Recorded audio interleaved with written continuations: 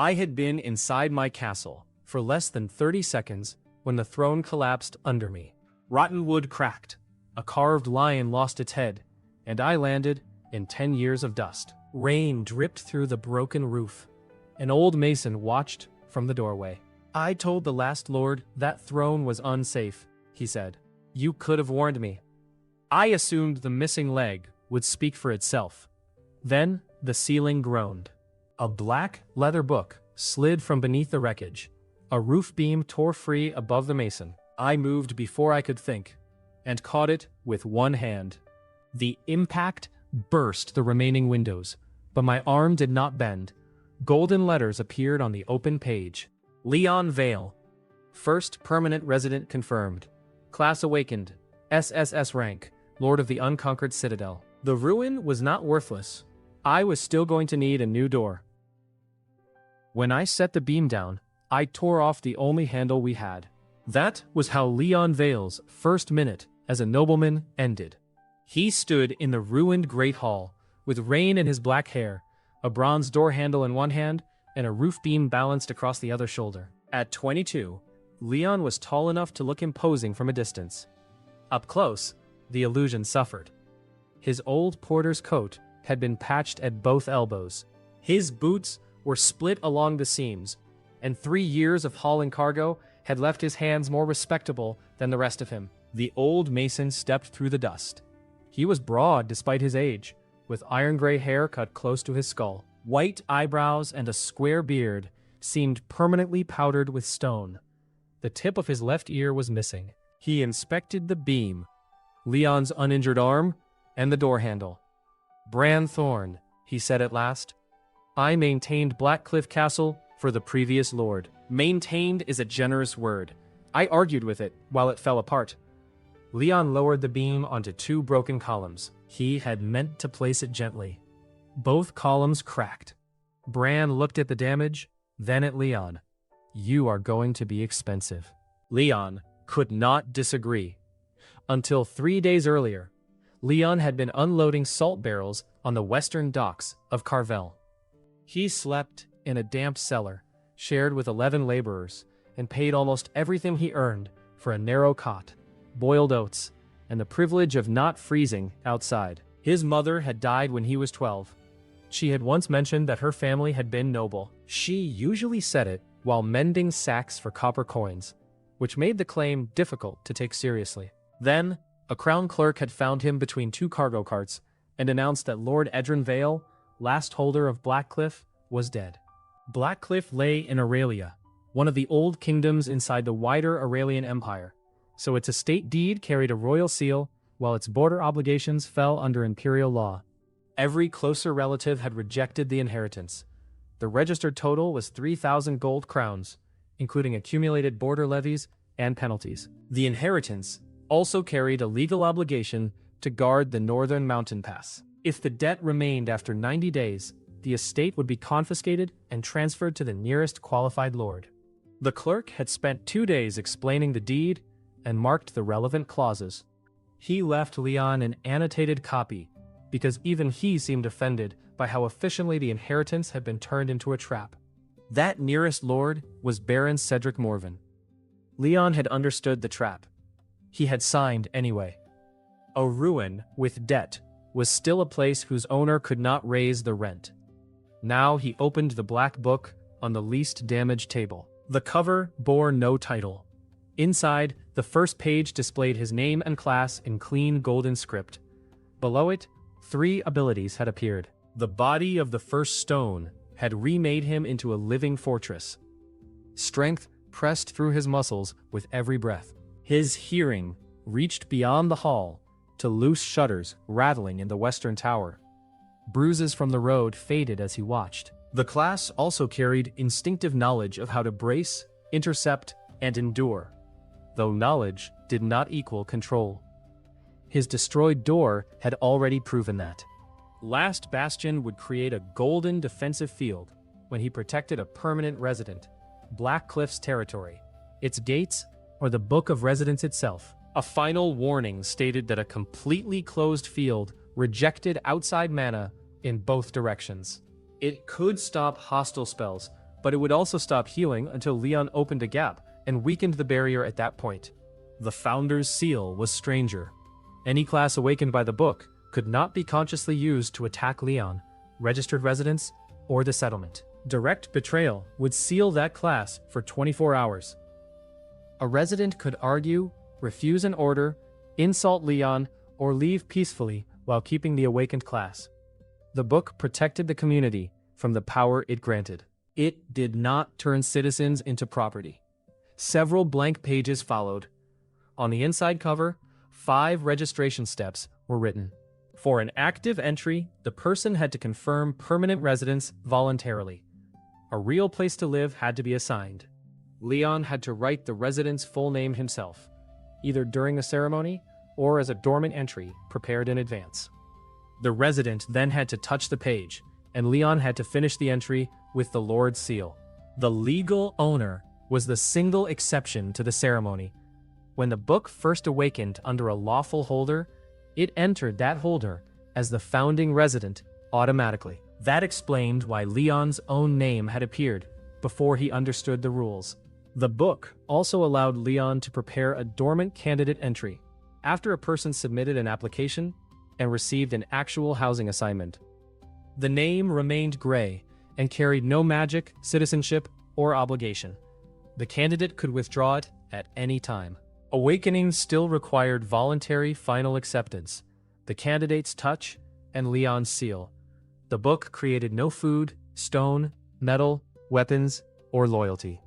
No one could be registered twice for a second class. It only revealed a person's true calling and raised that calling to SSS rank. Leon read the rules twice. Before he was trusted with the heaviest cargo, the dock factors had used him to compare warehouse seals, tally manifests, and catch missing crates. He could read and rarely forgot a number. Years of dockside contracts had taught him that miracles were where sensible men searched hardest for hidden fees. The crown clerk's annotated inheritance deed remained open beside the book. "There is one other resident," Bran said. Leon looked up. "You? I have lived in the East Gatehouse for 37 years. The roof leaks above the bed. The chimney smokes inward. And something in the pantry has learned to open jars. If that qualifies as a home, then yes." The book remained blank. Leon asked whether Bran still served House Vale. The old man rubbed his thumb over a pale groove in the table. The former lord had not paid him for 8 months. The Builders Guild in Morven had removed his name from its rolls because his knees were failing. Younger masters disliked being corrected by someone who remembered their fathers as apprentices. He had stayed because he had nowhere else to go, and because abandoning a wall before it fell offended him on a personal level. Leon walked with him to the gatehouse. A broken cot stood beneath a patched section of roof. A chipped mug, 2 blankets, and a mason's hammer formed the entire visible wealth of Bran Thorne. "This room is yours," Leon said. "Not as payment for old wages. Not until I can pay those properly. You may live here permanently, work or retire as you choose, and leave whenever you wish. If Blackcliff survives, you will have a home inside it." Bran studied his face, long enough for rain to run from his white eyebrows. "You do understand that the pantry creature is included. I accept the risk." The corner of the old man's mouth moved. "Then I accept permanent residence." They returned to the great hall. Leon found an old ink bottle in the clerk's cabinet, scraped mold from the cork, and wrote Bran Thorne on the second page. Bran placed his stone-roughened hand over the name. Leon pressed the tarnished seal ring of House Vale into a drop of wax. Gold spread beneath Bran's fingers. The old mason straightened as light moved through his body. His bent knees shifted with a series of quiet clicks. The trembling in his right hand stopped. Gray irises brightened to the color of polished steel, and lines of golden script rose above the page. Class awakened.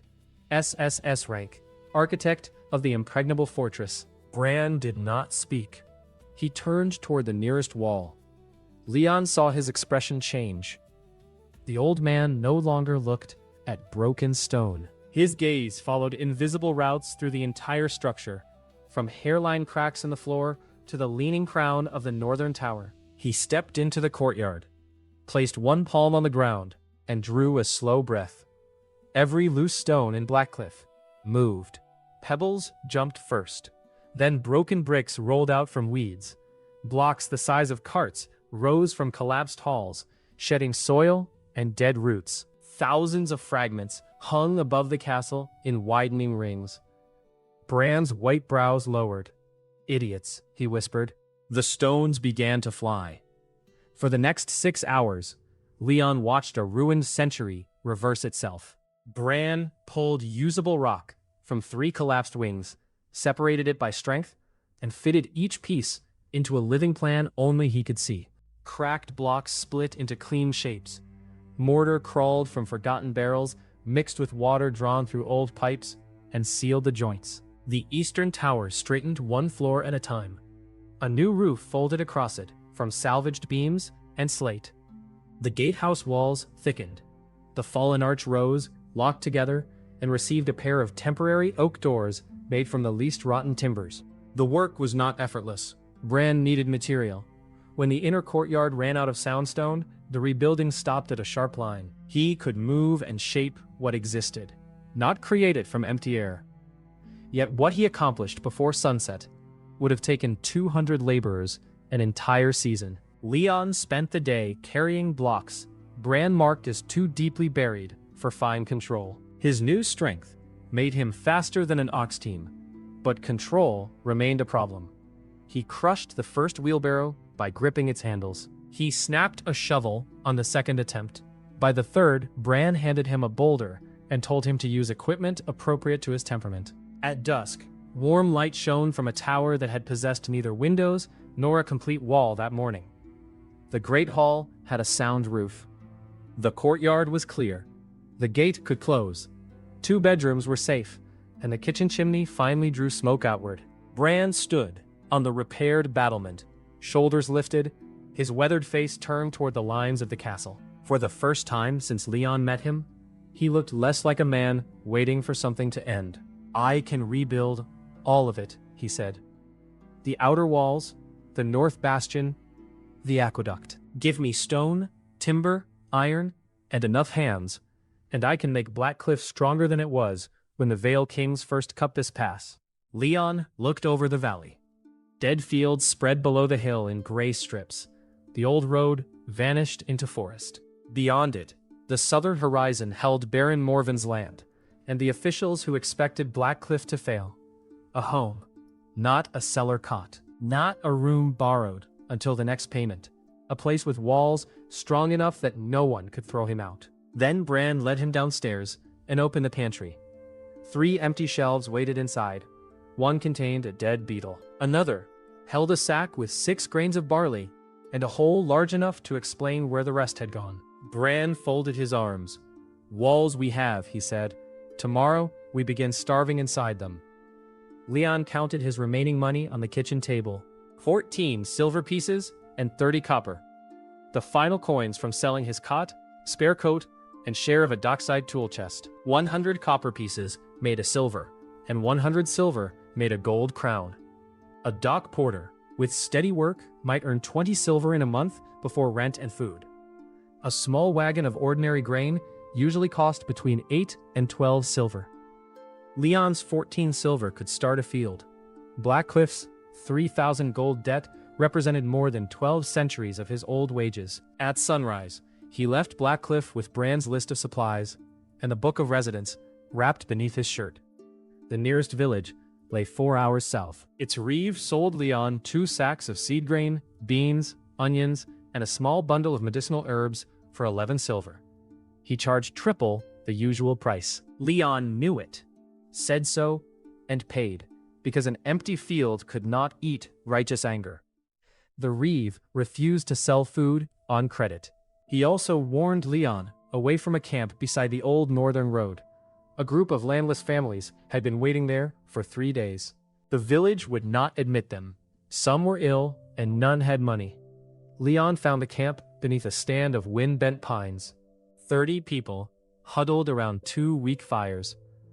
Their carts had been stripped of anything valuable. A child chewed a piece of boiled bark.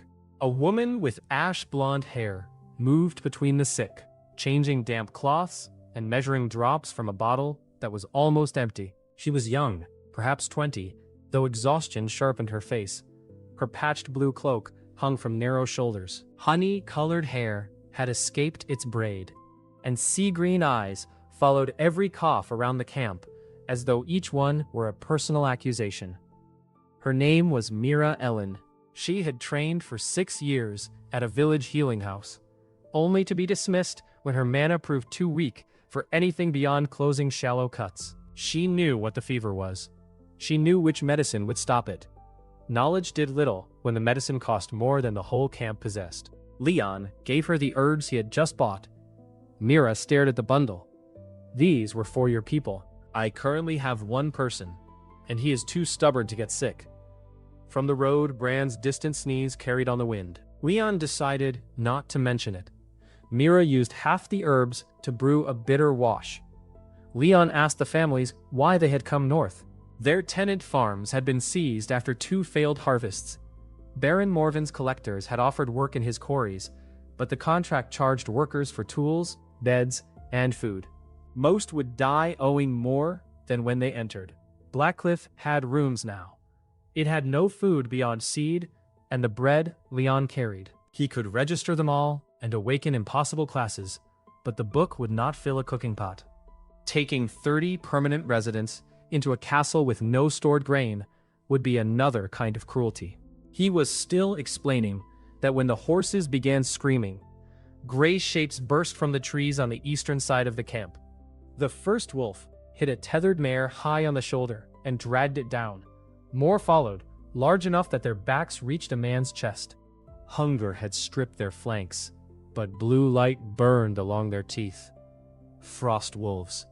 The fever and blood had drawn them from the lower mountain. Leon crossed the camp before anyone finished shouting. The body of the first stone drove him forward with frightening speed. He caught the second wolf behind its jaw and threw it into a pine. The trunk split. A third lunged at his back. Leon turned too quickly, clipped a wagon with his hip, and sent the entire cart rolling into the fire. Control, he reminded himself, as sparks filled the air. The wolves did not give him time to improve. They spread through the camp rather than attacking him together. They had hunted people before. One snapped at a child beneath a cart. Another drove 2 men away from the sick. Leon could kill any wolf he reached, but he could not stand in 6 places. Mira dragged the child free and shoved him behind her. She held a surgical knife in both hands. The blade shook, yet she did not retreat when a frost wolf lowered its head. A broad-shouldered woman from the camp, Jessa Pell, swung a burning branch at the animal. The wolf twisted past it. Its claws opened Jessa from ribs to hip. Leon reached the beast a heartbeat later. One strike broke its spine. He knelt beside Jessa while the remaining wolves scattered from the smell of their dead. Blood soaked the ground. Jessa's breath rattled once and stopped. Mira dropped beside her. Her hands pressed the wound, though both of them could see the damage. Several ribs had been torn away. The heart beneath them was crushed. I know how, Mira said through clenched teeth. I know every step, but I cannot supply the mana. Leon looked toward the trees. 3 wolves remained. Bran had arrived from the road, with a stone block floating beside him, but he was still 50 paces away. The camp was not safe. Jessa was dead or seconds from it. Registration required an assigned home. Leon pointed north. The eastern tower at Blackcliff has 12 finished rooms. Room 6 is yours if you accept it. Permanent residence. Work as a healer if you choose. Leave whenever you choose. No debt for the class, no hidden contract. Mira stared at him as if he had lost his senses. Jessa's daughter clung to her mother's blood-soaked sleeve. Mira placed one hand on the book. I accept. Leon wrote Mira Ellen across a fresh page. She touched the name. He pressed his seal into wax, while a wolf charged through the smoke. Golden light swallowed her. Class awakened. SSS-rank. Saint of returning life. The change did not make Mira larger. It made the air around her feel clean. Her honey blonde hair lifted in a wind no one else could feel, and her sea green eyes blazed with rings of pale gold. She laid both hands over Jessa's ruined chest. Warm light entered the wound. Torn muscle drew together. Bone formed beneath Mira's fingers, first as glowing threads, then solid ribs. The crushed heart unfolded from red pulp, rebuilt its chambers, and shuddered. Jessa inhaled with a scream. Her daughter fell across her. Men who had faced the wolves without crying dropped to their knees. One old woman covered her mouth and sobbed into both palms. A boy near the cart simply stared at Mira, then touched his own chest to confirm hearts were supposed to keep beating. The charging Frostwolf reached Leon. He caught it by the throat without looking away from the miracle. Its claws scraped sparks from his coat buttons. He tightened his hand just enough. The wolf went limp. Mira swayed when the light faded. The class had given her knowledge and power, but using a resurrection on her first breath as a saint had pushed her new body to its limit. Leon asked. Mira understood. She examined the fading gold around Jessa's wound and said a recently dead person could be returned if the soul had not fully separated. The body also needed enough structure to rebuild. Minutes were possible. An hour might be possible under ideal conditions. Days were not. A destroyed head, or a body burned to ash, remained beyond her. She could perform miracles, not erase death as a fact. Bran reached the camp and sent his floating block through the remaining wolves. The stones split into 3 slabs in flight. Each struck once. The forest became quiet. He looked at Jessa, then Mira, then Leon's blood-stained book. "You found a healer," he said. "She found us." By afternoon, the camp had decided to move north. Leon did not register everyone immediately. He offered temporary shelter and made the terms clear. Blackcliff had rooms, but almost no food. Permanent residents would come only as fields, water, and work became real. People who had slept beside a road considered a dry tower an unreasonable luxury. One man stayed behind when the carts began moving. Oren Feld was 38. Sunbrowned, with rust-red hair tied behind his neck, and amber eyes that kept returning to the seed sacks on Leon's cart. His hands were broad, the nails permanently dark with soil. He asked who planned to plant the grain. Leon said he did. Oren looked at Leon's hands, then at the dead fields visible beneath Blackcliff. "You know which end of a seed goes down?" "There is a correct end." Oren closed his eyes for a moment. "Assign me land before you murder the harvest." He had lost his farm to debt after being given a plot poisoned by runoff from an abandoned silver works. For 5 years he had tried drainage, ash, clover, manure, and every crop his father taught him. Nothing grew. The landlord called him useless and seized the farm anyway.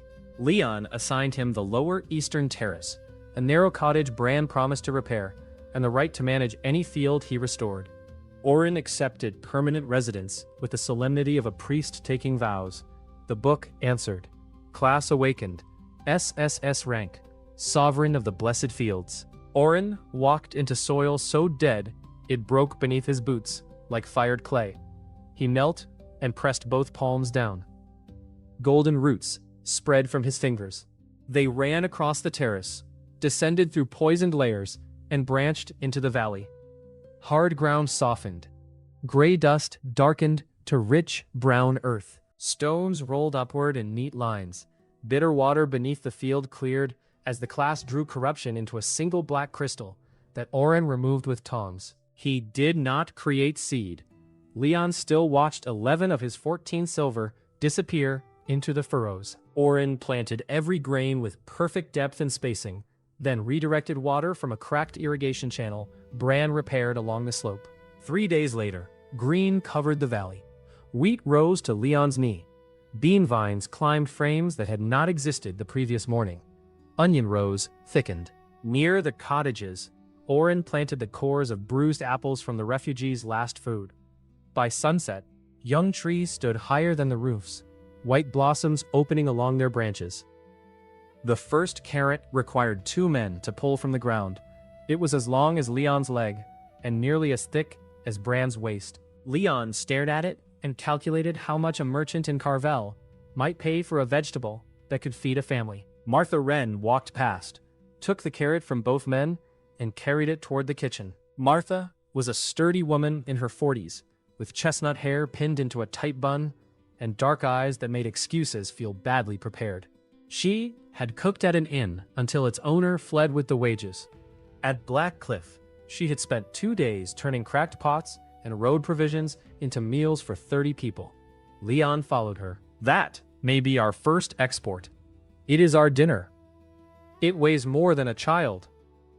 So do several of the people waiting to eat it. Martha received a room beside the kitchen and accepted permanent residence. The book named her class the Mistress of the Heavenly Feast. She used the giant carrot, beans, 2 onions, bones saved from the road, and a fistful of orange herbs. The resulting stew smelled rich enough that men stopped working before the bell. 1 bowl eased the ache from Leon's overused muscles. A second closed the blisters on a child's feet. Bran ate in silence until he found a carrot piece large enough to wedge under a gate. He lifted it on his spoon. This needs another hour. Martha took his bowl away. Bran reconsidered. It is perfect. By the end of the first week, Leon had registered 23 permanent residents. He did not choose only fighters or grand professions. A 70-year-old carpenter named Hob became the creator of living homes and coaxed warped boards into warm, fitted rooms. A well cleaner named Cora received the class Mistress of Clear Springs.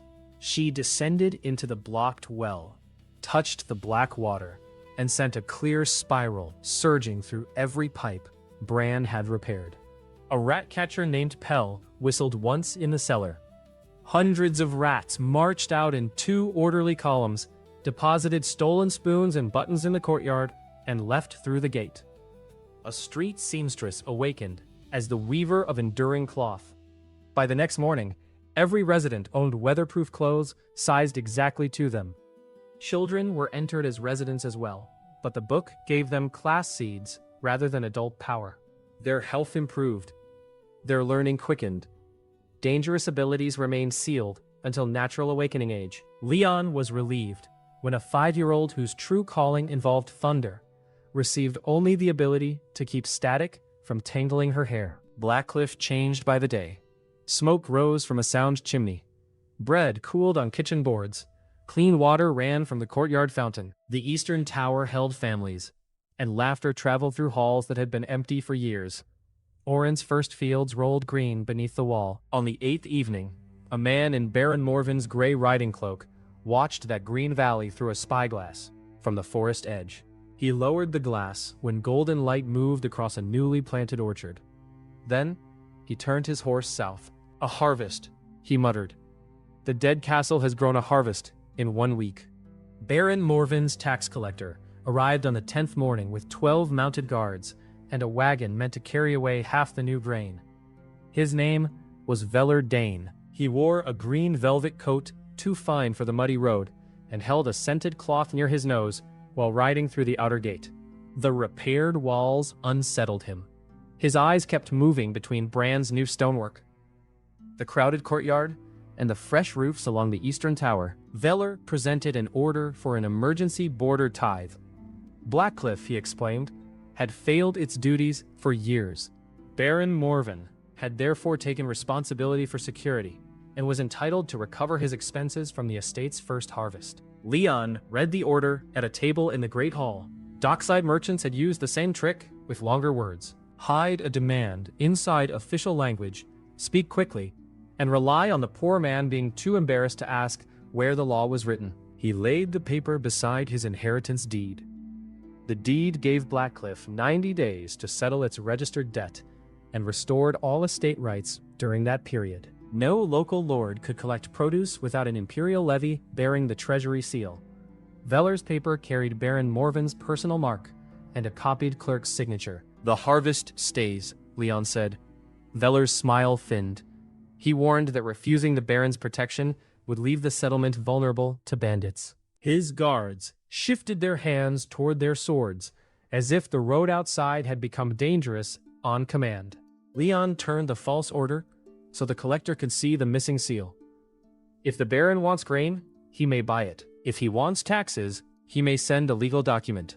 If he wants this paper back, he can collect it from the Imperial Court after I report the forgery. Vale looked past him toward the courtyard. Bran was lifting a 6-ton stone lintel into place, while 3 children argued over whether he could make it spin. Mira crossed from the healing room, carrying fresh bandages.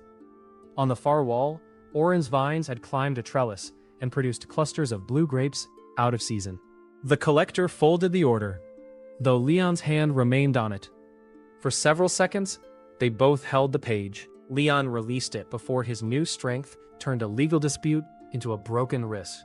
Vale left with an empty wagon. At the gate, he told Leon that men who rejected Morven's protection often discovered why they needed it. Bran watched the riders disappear. Bandits? Men dressed as bandits. Better quality boots. Leon nodded.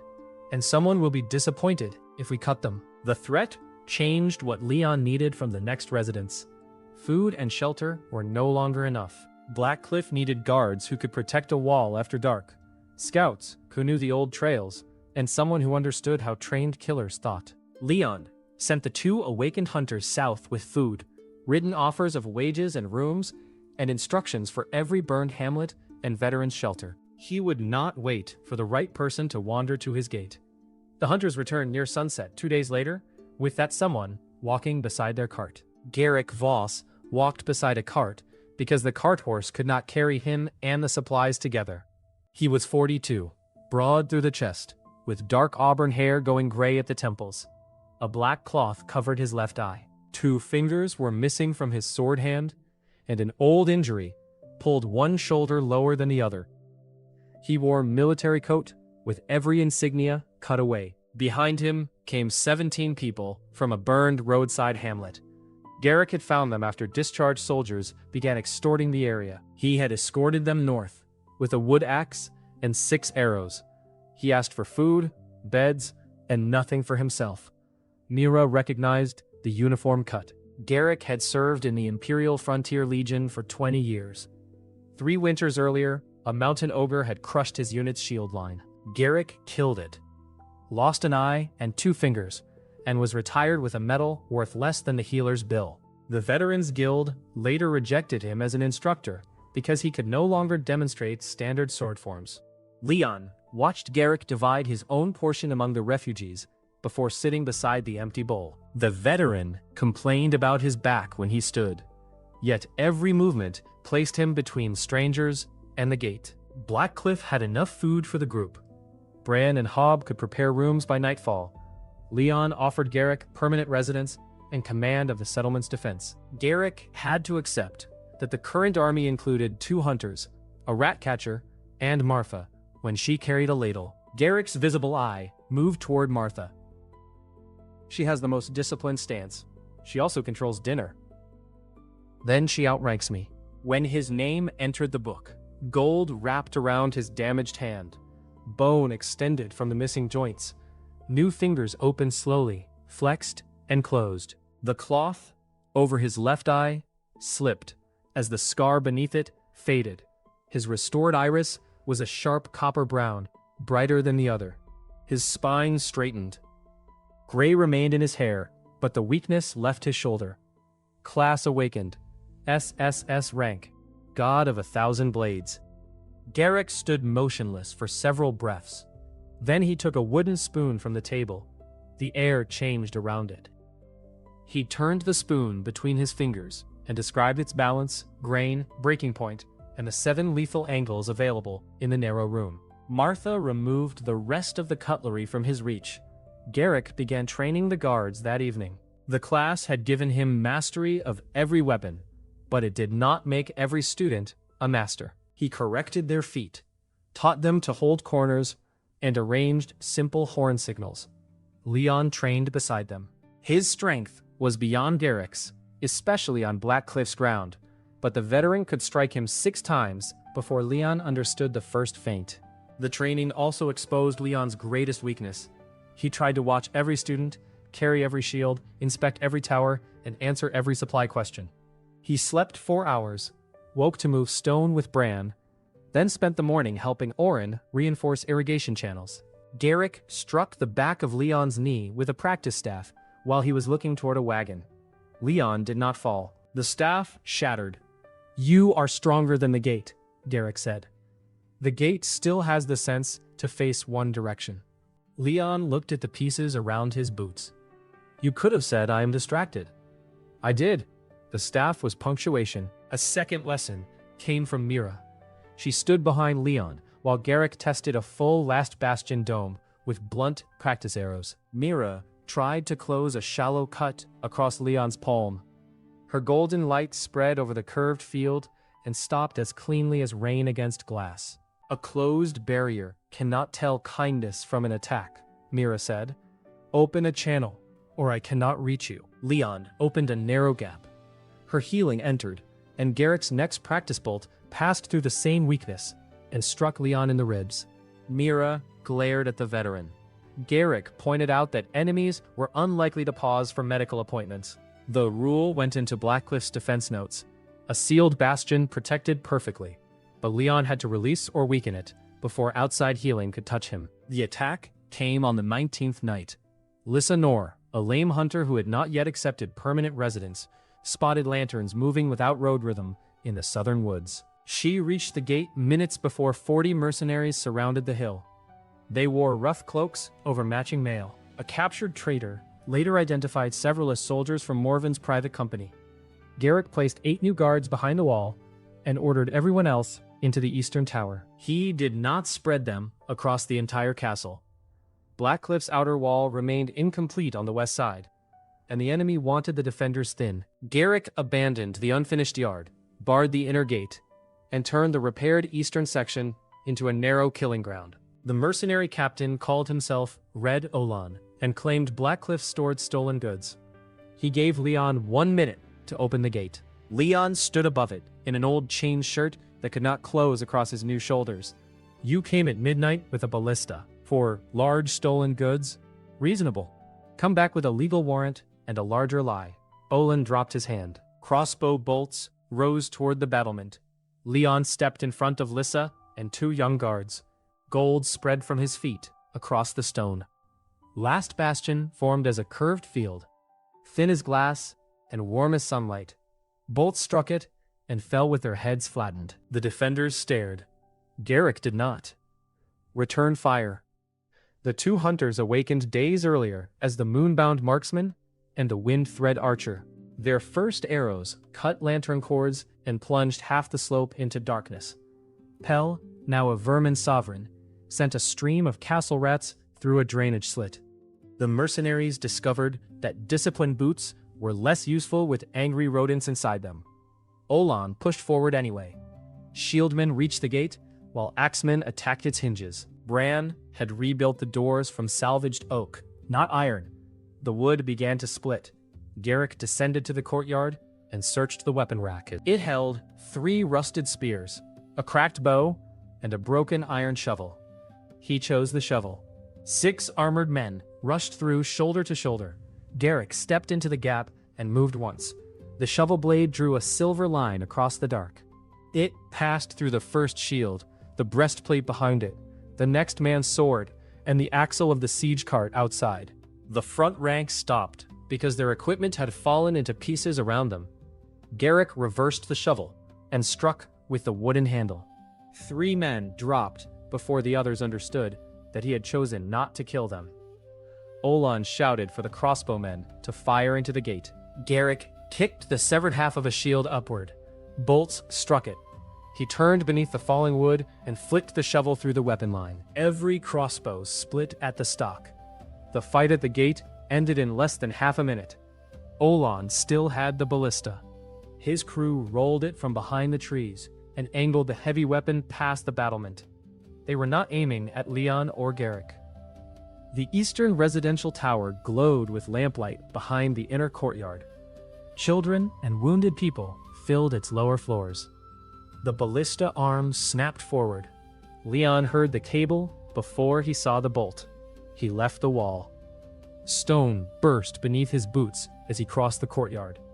The bolt was longer than a man and banded with iron. It passed above Garrick, crossed the gate, and reached the tower.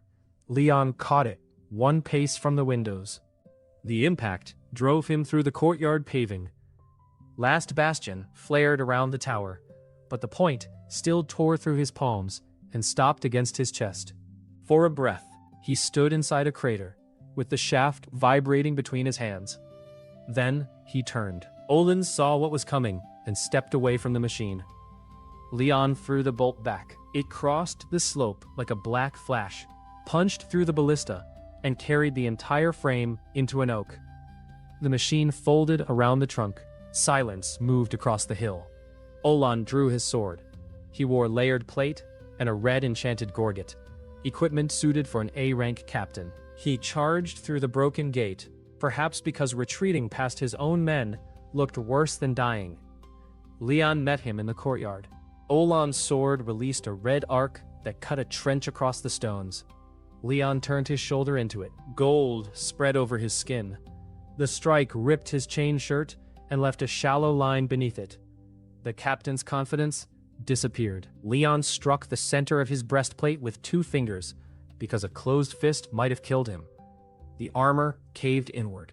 Olin flew backward through the gate, crossed the ditch, and landed in a blackberry hedge, 20 paces down the slope. The remaining mercenaries dropped their weapons. Leon let most of the mercenaries leave after taking names, contracts, and the insignia hidden beneath their cloaks. Red Olin and 6 men who had deliberately fired on the residential tower were held for imperial trial in the repaired lower cells. The others carried their wounded south, along with Olin's crushed breastplate, and a story no payment could keep quiet. At Morven Hall, Baron Cedric Morven listened to 3 survivors describe an old mason who moved walls and a healer who returned the dead. They also described a crippled soldier who cut steel with a shovel and a former dock worker who caught ballista bolts. Morven was a heavy man with oil-black hair and a trimmed beard. He sat beneath a painting of himself hunting a white stag that had actually been purchased from a breeder. At first, he accused the men of drinking. Then, Red Olin's crushed breastplate arrived on a cart. The Baron ran one finger over the 2 shallow dents that had driven the entire front inward. "Send this to Margrave Var," he said, "and find out what is happening in that castle." At Blackcliff, Garrick spent the morning inspecting every weapon and declaring each one an insult to violence. Martha asked him to sharpen her kitchen knife. He accepted the blade, tested its edge with his thumb, and made one careful stroke across a whetstone. The knife cut through the stone, the table, the board beneath it, and 3 floor planks. Martha held out her hand. Garrick returned the knife. "You are forbidden from the kitchen," she said. "I improved it."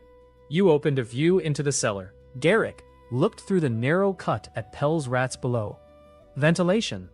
Martha pointed toward the door. Blackcliff's population rose to 41 after the refugees chose to stay. Garrick organized a proper watch. Hunters became specialized scouts and archers. Former caravan guards awakened defensive classes. A timid shepherd received the class Warden of the Unbroken Line and proved able to hold a shield against 6 men. Lissa accepted a room in the Western Tower. The book healed the damaged nerves that had given her a limp, but left the old scar along her thigh. Her short hair turned silver blue beneath the awakening light, and her amber eyes gained concentric rings. Class awakened. SSS-rank. Eye of the far horizon. From the highest tower, Lissa could see roads beyond ordinary distance, trace heat through fog, and identify hidden paths by the pressure of grass. She could not watch every direction at once. Garrick created rotating observation sectors and treated her reports as the center of Blackcliff's defense. The immediate danger had passed, but the attack exposed another weakness. Garrick's shovel had survived only because his class reinforced whatever he held. The guards possessed no reliable armor. Brand's rebuilding consumed iron clamps, faster than the villagers could salvage them. Every hinge, tool, nail, weapon, and wagon axle came from a shrinking pile of rust.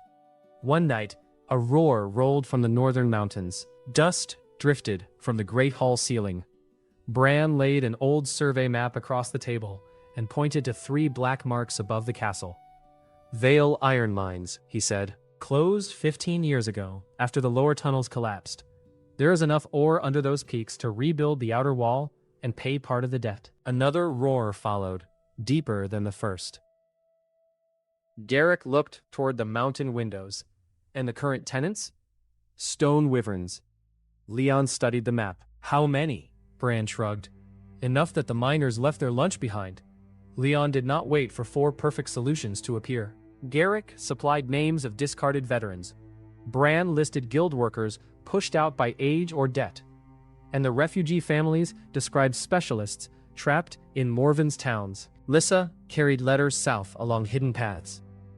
The replies came back through Celia Marn, a bankrupt trader.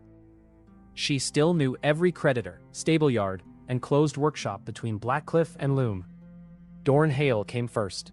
He had once owned a respected forge in Morven.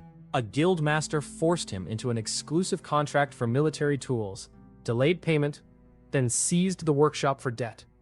Dorn was 50 and thick-armed.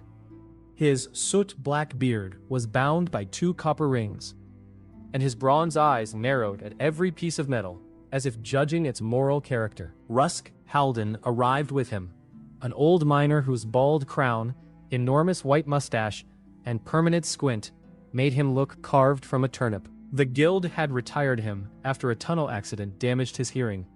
He still felt changes in stone through his boots. Tom Reich was 17 and had worked in Morven's stables until the head groom dismissed him for feeding an injured mare before the Baron's racing horses. He had sandy hair, blue eyes, freckles, and the habit of apologizing to doors when he bumped them.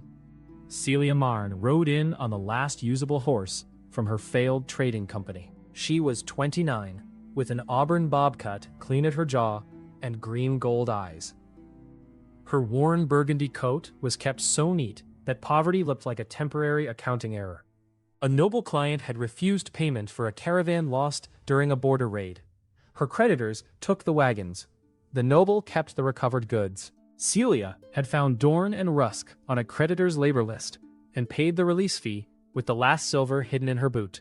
She collected Tom after the stable owner tried to charge the boy for the injured mare he had saved. Every arrival could be traced to Leon's letters and a recommendation from someone already inside Blackcliff. A person also had to vouch for what the newcomer had done before anyone promised an SSS class. Leon assigned them rooms and work according to their skills. Each accepted permanent residence after hearing the rules. Rusk awakened as the king of the deep veins. When his boots touched the courtyard, he described every deposit within the mountain. He also described the faults around the old mine and a narrow band of star iron hidden beneath ordinary ore. Dorn became the creator of legendary arms. He picked up one of Blackcliff's bent nails and listed 9 weapons he could make from the metal if someone stopped contaminating it with bad coal. Tom awakened as the lord of mythic beasts. Every horse in the stable knelt at once. Tom panicked and knelt back, unsure which side had started a ceremony. Celia became the mistress of Golden Roads. A map of trade routes spread across her vision.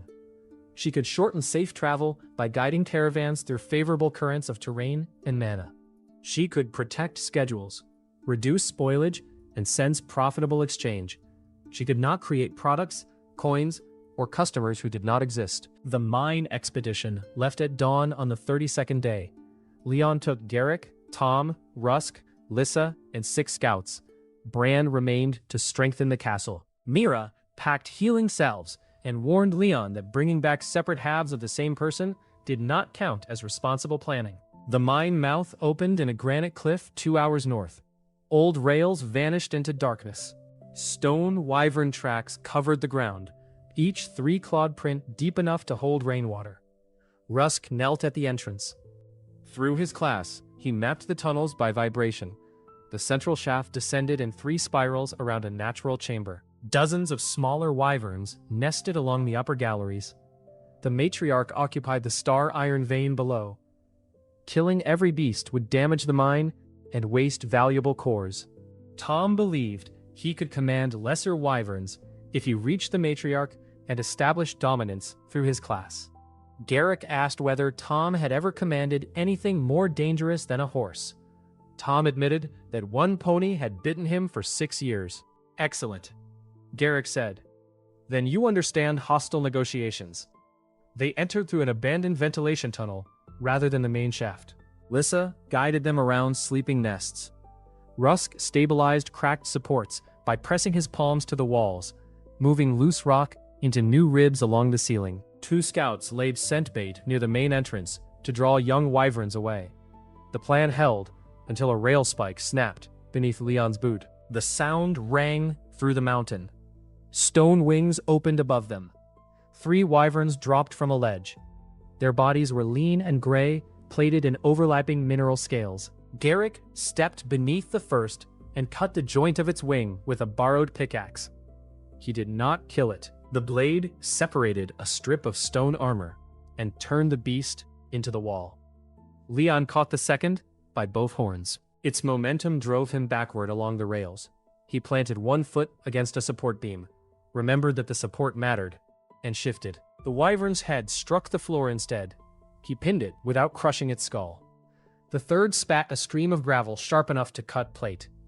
Last bastion curved over Tom and the scouts.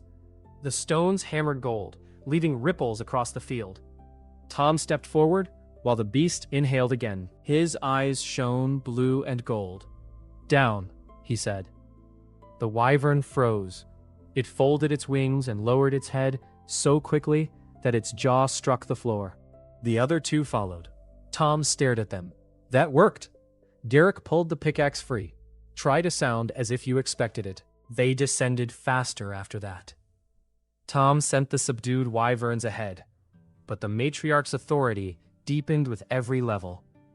The young beasts began to tremble. At the final chamber, they refused to cross the threshold. The cavern beyond was large enough to contain Blackcliff's great hall. Veins of dark silver crossed the walls like frozen lightning.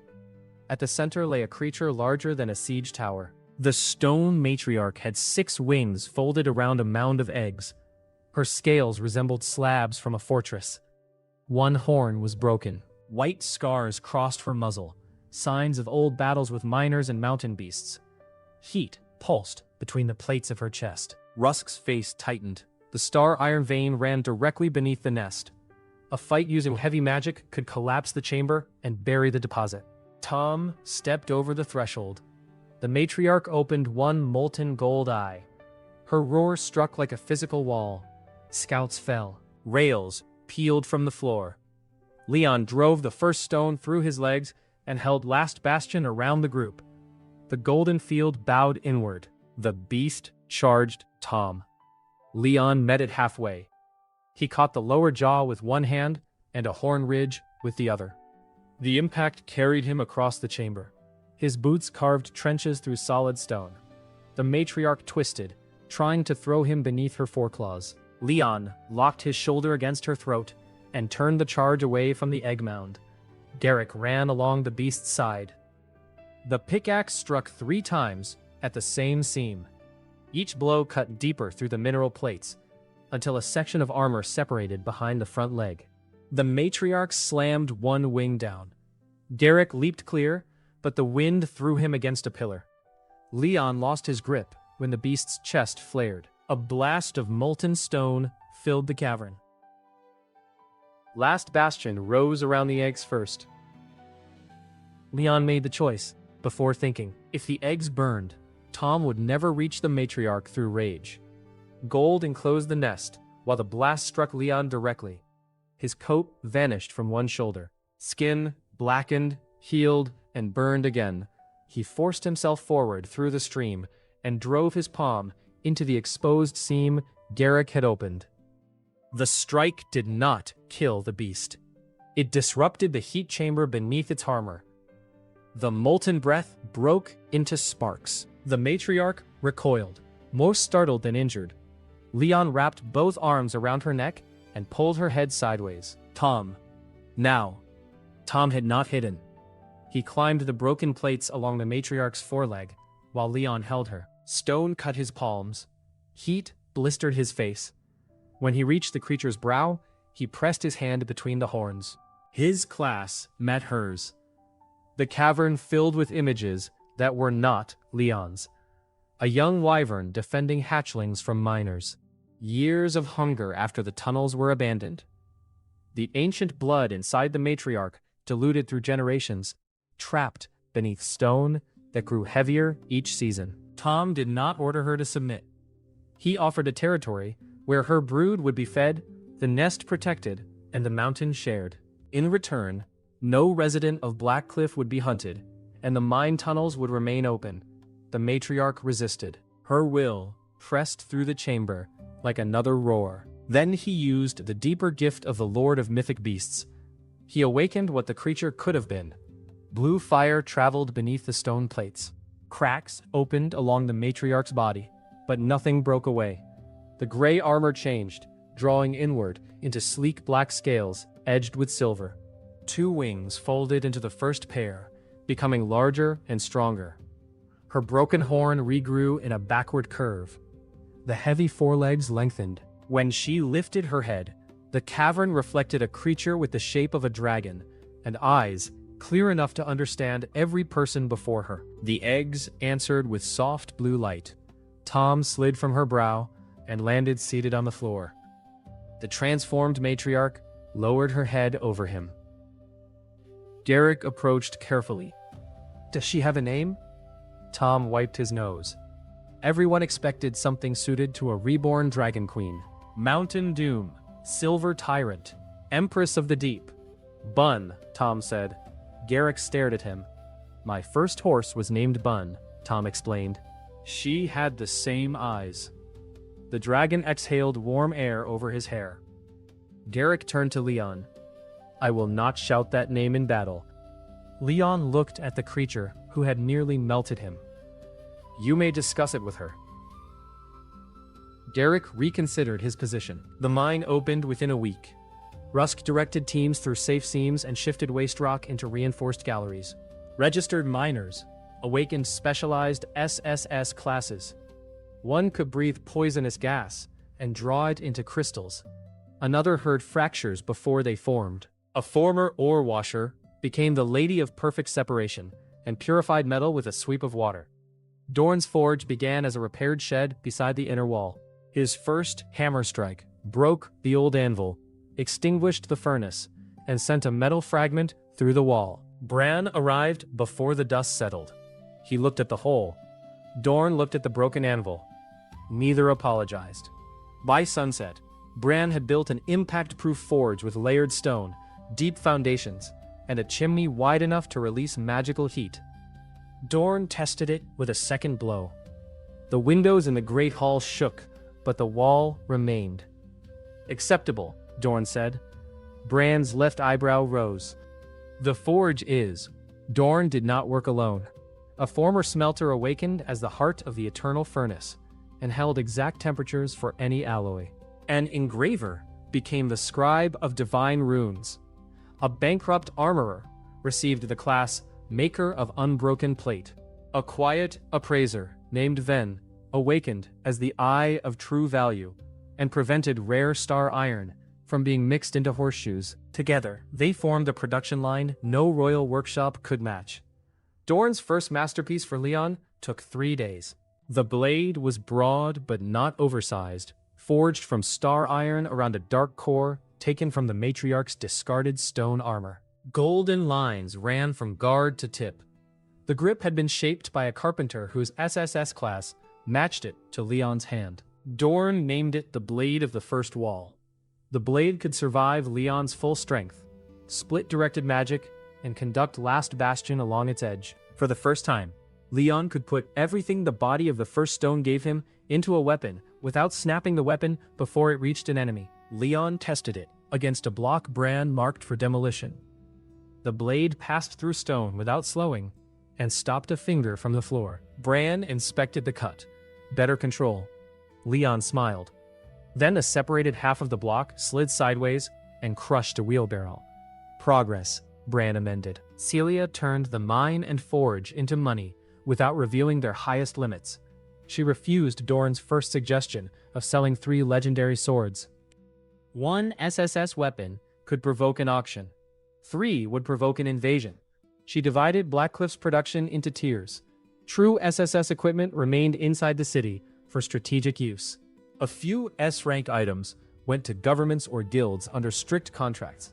A-rank tools and weapons became the main commercial line. Ordinary but excellent farm tools, nails, hinges, cookware, and mining equipment brought steady coin without attracting assassins to every wagon. Before the first bridge was complete, Celia sent ore assays, a sample surgical blade, and a crate of ordinary Blackcliff tools to loom on a young wyvern.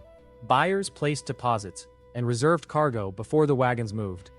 Brad's bridge crews, Rusk's tunnel teams, Tom's scouts, and Dorn's forge worked in parallel. When the route opened, Celia's Golden Roads class guided it through an abandoned Shepherd's Pass. A journey that normally required 10 days reached the independent market city of Loom in 2. 3 caravans departed on staggered mornings. The first returned with gross sales of 380 gold crowns, along with wagons of salt, timber, cloth, lamp oil, and enough grain to support growth through winter.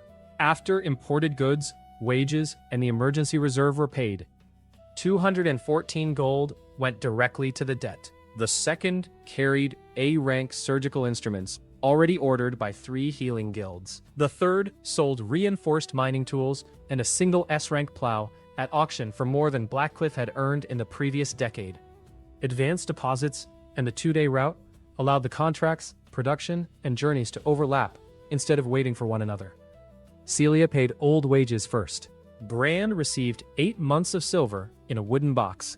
He counted it, closed the lid, and spent half on better chisels for his apprentices. By the 45th day, Blackcliff had 86 permanent residents, an active mine, a legendary forge, trained guards, 3 young wyverns, and a trade route beyond Morven's control. 12 stone houses stood outside the original inner wall.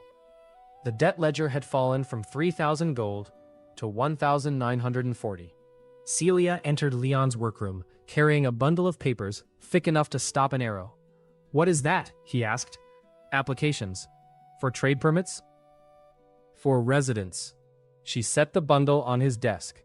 The first wave contained 270 names.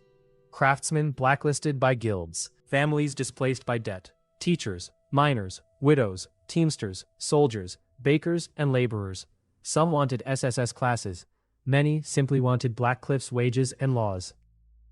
Leon looked through the window, at the new houses, then at the line of people waiting outside the gate. He had spent his life wishing for one room that could not be taken from him. Now, hundreds of people were asking him to provide the same thing. He could no longer inspect every roof, count every grain sack, schedule every guard, and interview every applicant by himself. For the first time, Blackcliff's greatest problem was not ruin. It was growth. Celia had already placed one name at the top of the application stack. Alira Sane was a revenue clerk imprisoned after challenging Morven's tax accounts. Celia filed a lawful request to transfer her into paid records work at Blackcliff and guaranteed a room. Morven's office approved the request because it was pleased to make a troublesome prisoner Leon's responsibility. It then attached a forged conviction that would discredit both women if Leon signed it without reading. 2 Morven guards brought Alira Sane to Blackcliff on the 47th day and asked Leon to sign a transfer receipt. She was 27, with straight ink-black hair cut below her shoulders, pale violet eyes, and narrow silver spectacles that had survived prison better than her coat. Ink stained the sides of her fingers. A bruise darkened one cheek. The guards said she was a convicted forger who had requested labor at Blackcliff in place of a debtor's cell. The transfer request itself was genuine. The criminal judgment attached behind it was not. Leon read the packet in the gatehouse. The transfer receipt used the proper docket, but the attached judgment was dated 2 days after the sentence it supposedly recorded. Its wax did not match the hard red compound used on the crown clerk's deed. Illyra watched him separate the pages, then pointed to the copied seal. The carving around the imperial eagle's left wing had been cut slightly too deep. She had served as a junior revenue clerk in Morven. While reconciling village accounts, she discovered that local collectors were adding private fees to imperial taxes and transferring seized farms to companies owned by the baron's cousins. She copied the ledgers and tried to send them to the provincial court.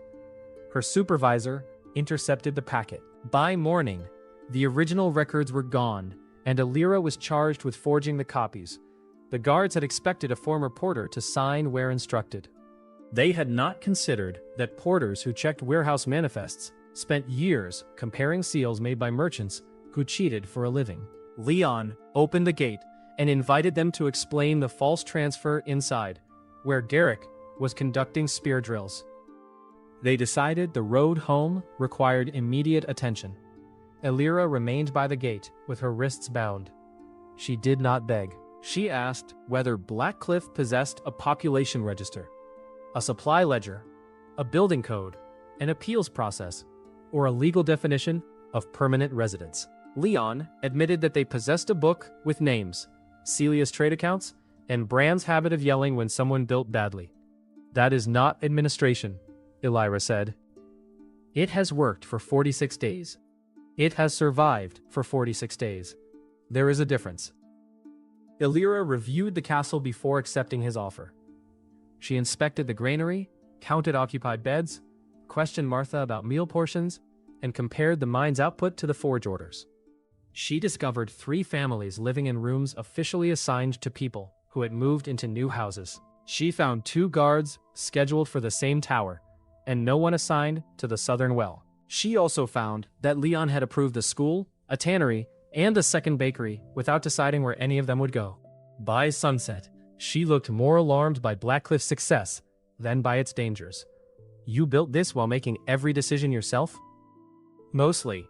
That explains the success. Leon waited. It also explains the disaster approaching us. He assigned Elira a permanent room beside the records office, authority to organize civil administration, and the right to challenge any order that could not be supplied or enforced. She accepted residence on the condition that she would never be required to falsify an account for him. Leon wrote her name into the book. SSS-rank, Chancellor of 1,000 homes. Golden lines spread from the page into the shelves, doors, streets, and buildings beyond the room. Elira closed her eyes. In a single breath, she perceived every occupied bed, stored sack, damaged roof, empty workbench, disputed plot, water channel, patrol route, and construction request inside Blackcliff. She sat down. For a moment, Leon worried the class had overwhelmed her. Then she pulled a clean sheet toward herself and began writing. Elira worked through the night. At dawn, 9 organized ledgers stood where Leon's paper piles had been. She divided the settlement into districts, created a census, set procedures for assigning housing, and established separate stores for daily food, emergency grain, medical supplies, forge materials, and siege reserves. She scheduled construction according to population, rather than whichever request reached Leon first.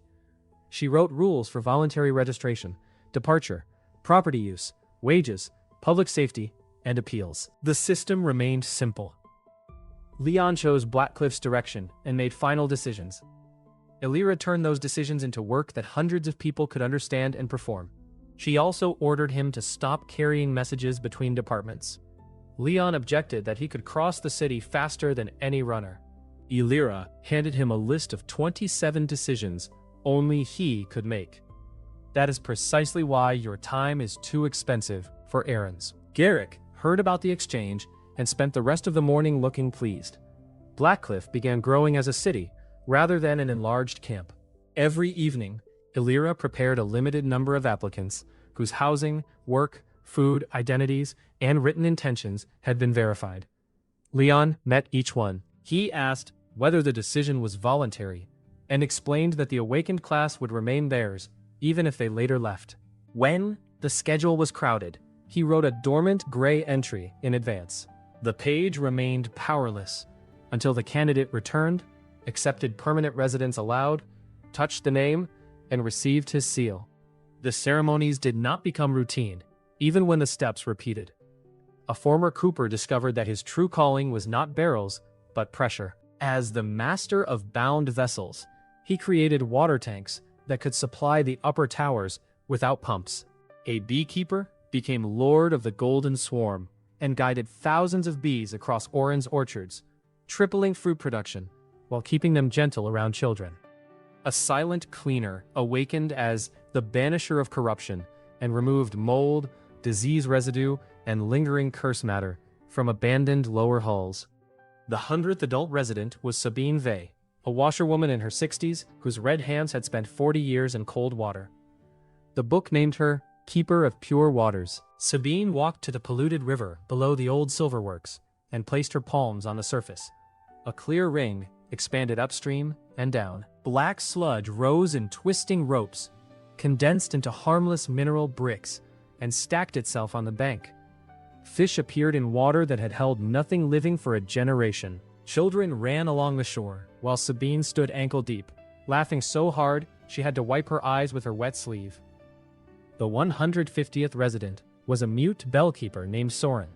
His throat had been damaged by fire when he was a child. His awakened class, voice of the unconquered citadel, did not restore ordinary speech. It gave him something larger. Soren forged a network of tuned bells across the walls and districts. When he touched one, his intended message traveled through all of them in a voice every resident could hear clearly, regardless of distance or battle noise. The sound could warn, guide, or calm. It could not command minds. The first citywide test announced that Martha had opened the evening kitchens. 200 people reached the dining hall before Elira stopped Soren from using emergency communications for stew. The 200th adult resident was an ordinary schoolteacher named Ivan Cole. He had taught children in 3 poor villages, losing each school when landlords converted the building into storage. The book awakened him as the sage of 1,000 arts. He could understand how each student learned, create safe training methods for any non-unique skill, and condense years of basic education into months without harming the learner. Within 3 weeks, Blackcliff had a school for children, evening lessons for adults, and apprenticeships linked to every major guild. Class seeds in the children responded strongly. A boy who struggled to read discovered he remembered words better when carving them. A girl with a future healing class learned anatomy through clay models. Ivan treated both methods as normal. The 247th resident was Lyra Fenn, a street seamstress with wine-red hair and a white scar across her nose. Her class, Weaver of Heavenly Coverings, allowed her to join treated fibers into enormous protective cloth. She and her apprentices created a silver-blue canopy over the central square. It blocked rain, softened summer heat, and could harden against falling debris during an attack. By the 72nd day, the castle had become difficult to call a castle. Growth created arguments that no class could settle by itself. Leon once asked Oren to extend wheat into the low river meadow before another wave of applicants arrived. The soil could be made fertile, he explained, but the meadow carried spring floods, and the water table fed 3 new wells. Forcing one more harvest, there would trade next year's drinking water for this month's reassuring numbers.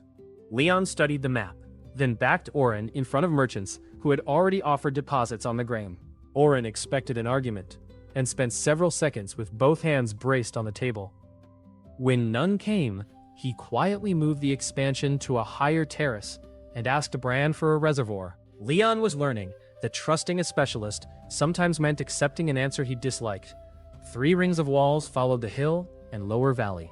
Bran's apprentices built warm stone houses along planned streets. Hobbs carpenters fitted roofs that adjusted vents with the weather. Clean water flowed through raised channels into public fountains. The healing house occupied an entire white tower near Mira's herb gardens. Oren's fields spread in green and gold terraces beyond the walls, with mills turning along the river. The Forge district glowed every night. Mine wagons moved on reinforced rails.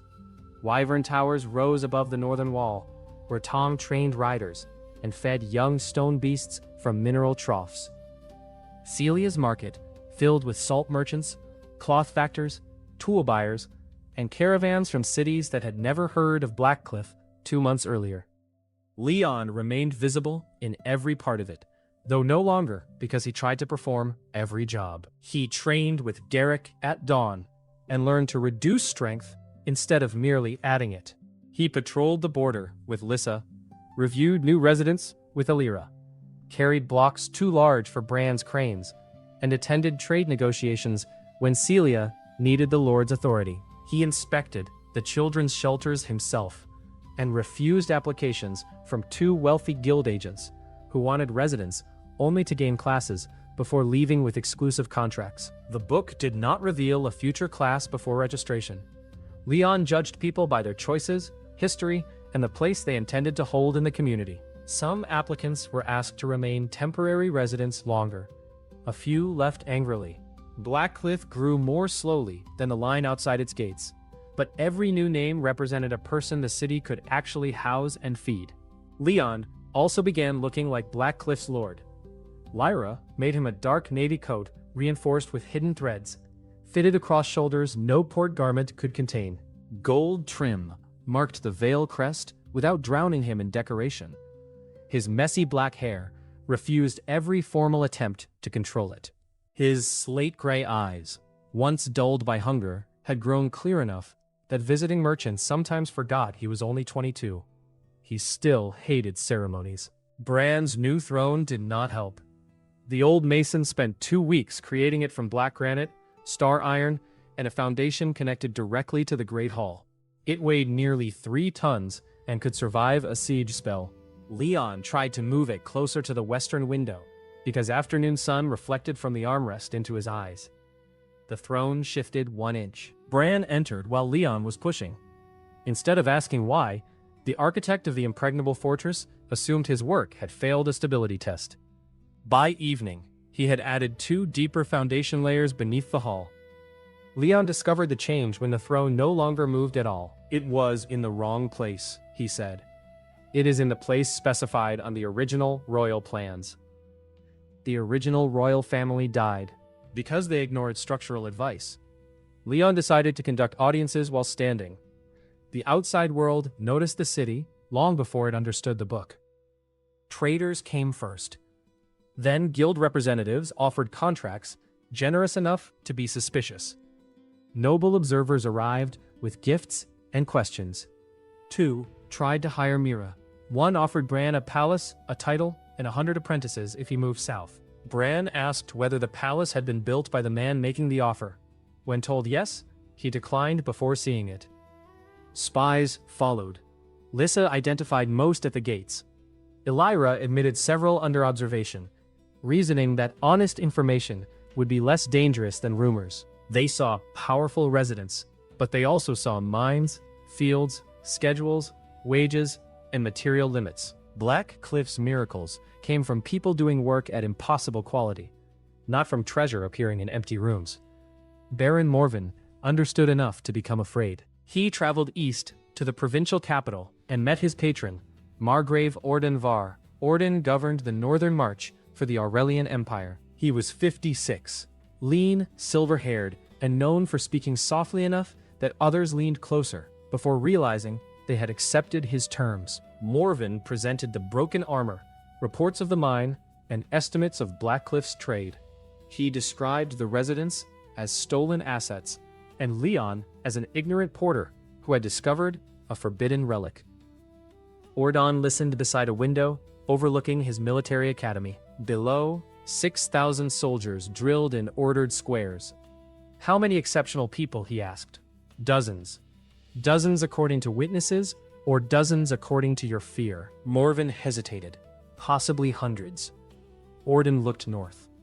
A city capable of producing even 10 SSS classes would alter every balance in the Empire.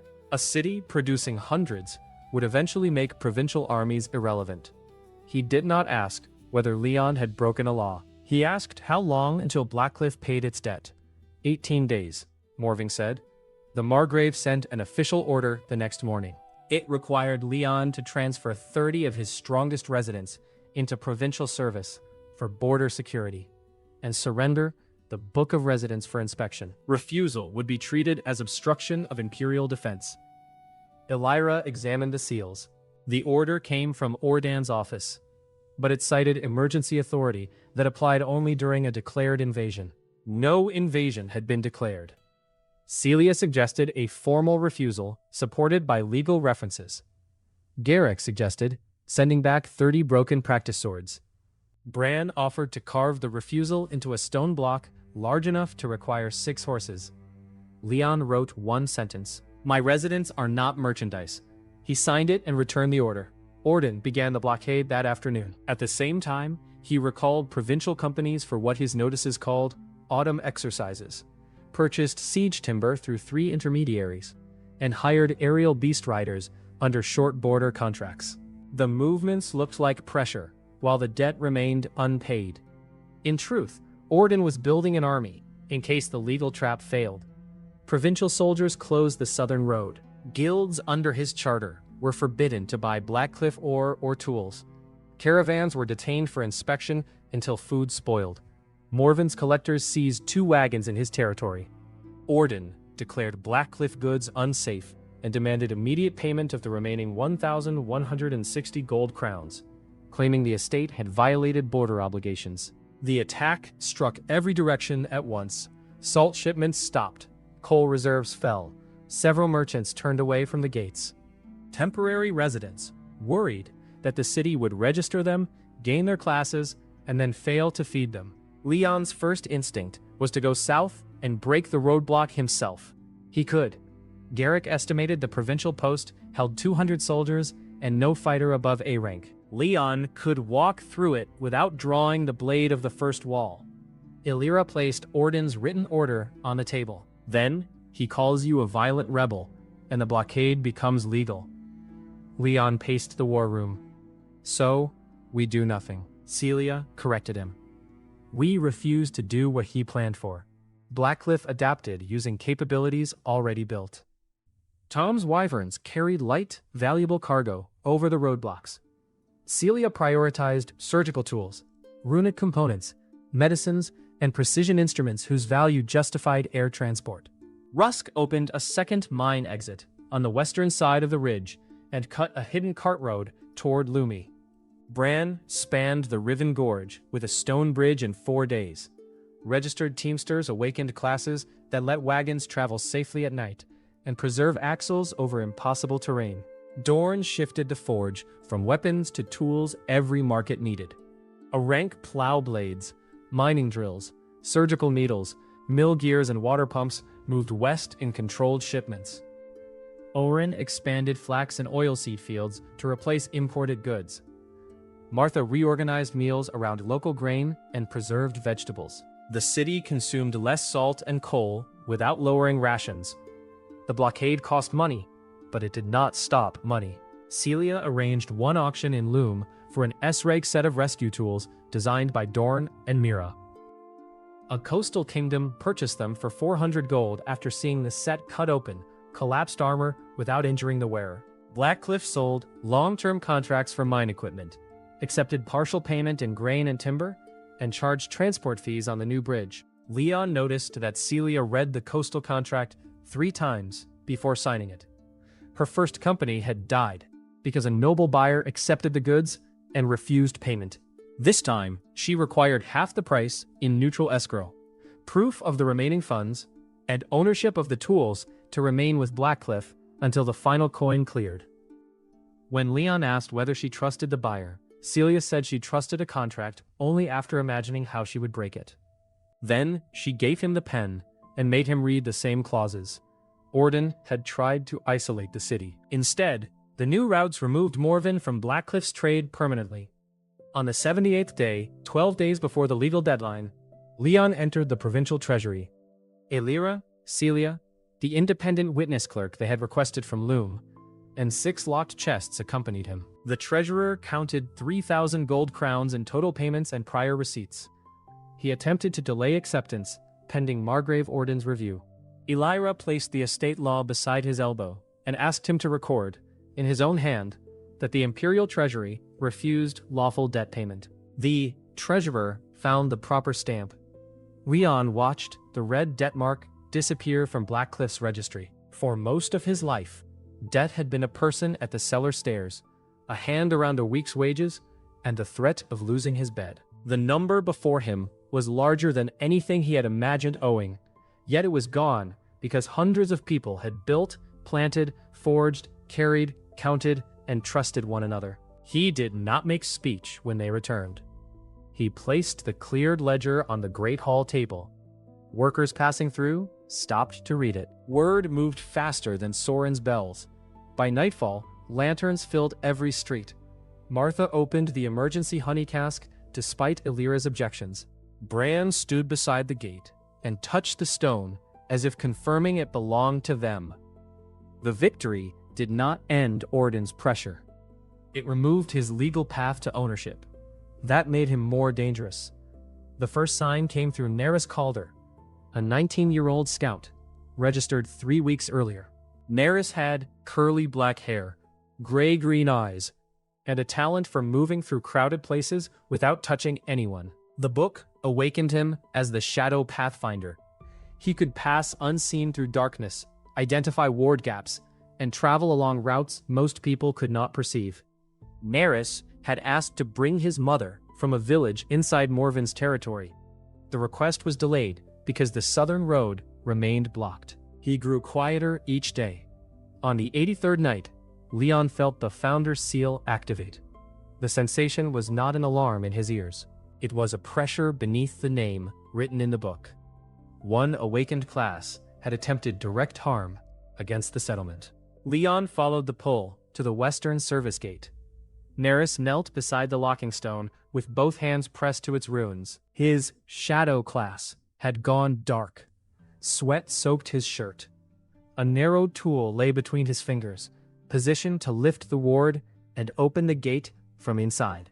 When Leon stepped into the passage, Neris reached for an ordinary knife.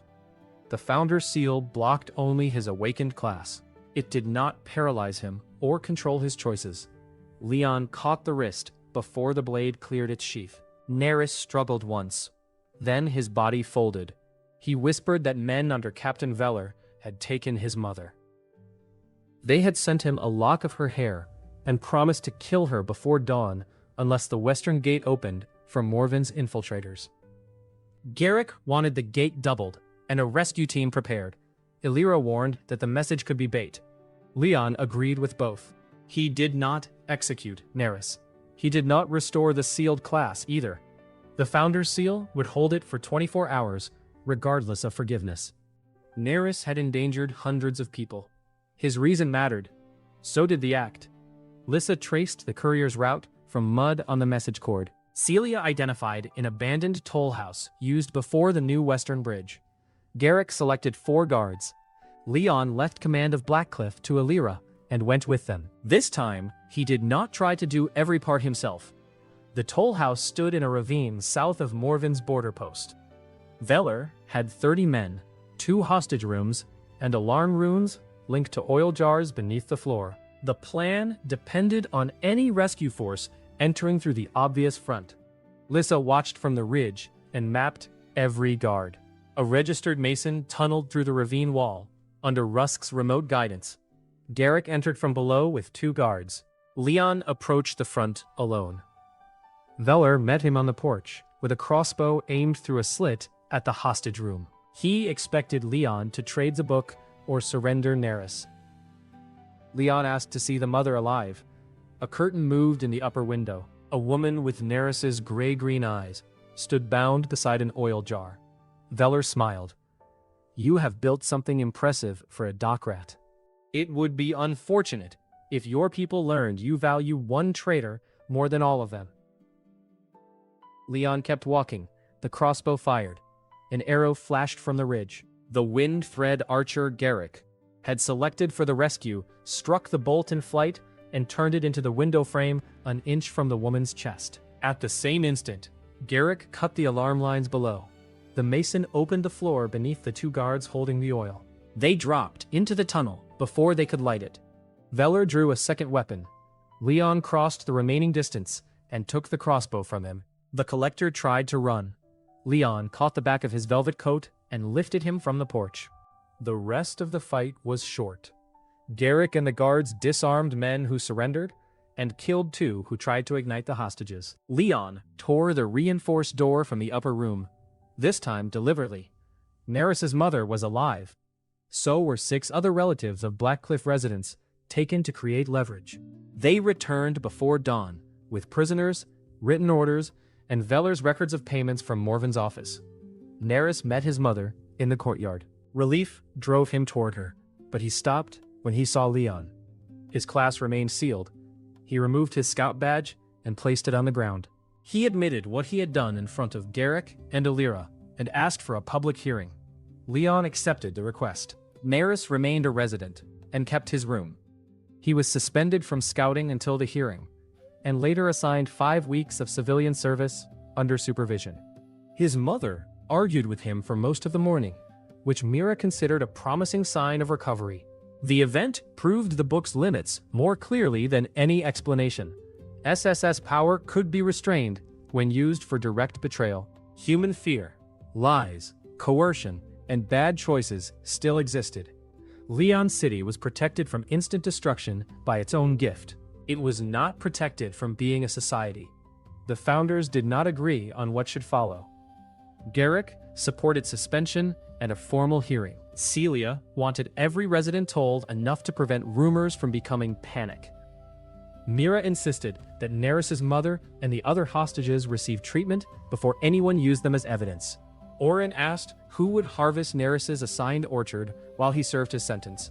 Leon listened to all 4 before approving supervised civilian service and a public record. Mercy would not erase the danger, and punishment would not erase the coercion. 2 days later, Imperial Inspector Cassia Rain arrived beneath a white banner. Cassia was 31, with long white hair braided over one shoulder, ice blue eyes, and a dark crimson uniform bearing the silver eagle of the Imperial Court. She carried no visible weapon. The 6 examiners behind her treated that fact as reassurance only until Garrick noticed the mana marks along her gloves. Her office investigated illegal class alteration, noble abuses, and threats to Imperial stability. Reports from Loom, Morven, and 3 guilds had finally forced the court to send someone with authority beyond Ordan's province. Cassia examined the Book of Residence without touching it. Leon refused her demand to remove it from the central tower, but allowed inspections in his presence. She interviewed residents alone, compared their classes to Imperial rank stones, and confirmed that the awakenings were genuine SSS transformations rather than temporary blessings or staged illusions. She also confirmed that the book was bound to Leon's lawful ownership of Blackcliff, and could not be activated by an outside custodian. Cassia did not praise him. She asked difficult questions about children, departure rights, food capacity, and the founder's seal. Illyra provided laws and records for each. Residents who had left peacefully sent letters confirming they retained their classes. Her examiners also questioned Red Olan and the 6 mercenaries held since the first attack. Their contracts carried Morven's payment marks, and their testimony matched the insignia, names, and orders Leon had taken at the gate. Veller's seized records added the hostage payments. Cassia sent duplicate preliminary packets toward the border court by Wyvern and Golden Road Courier, before Orden could close another route. On the 3rd evening, Cassia shared news from beyond the northern mountains. The Principality of Asterion had fallen. Its capital vanished after an unknown army crossed the eastern range. Survivors reported black banners, creatures that consumed magic, and a commander no Imperial archive recognized. Tens of thousands of refugees were moving toward neighboring borders. Every major state had begun closing gates, afraid that the force behind them would follow. The news sat heavily in the war room. Blackcliff still had its own enemy. 10,000 strangers beyond the mountains were too large a problem to hold in the mind. Cassia said only that the north would not remain quiet. South of the city, Orden made his final decision. The debt was paid.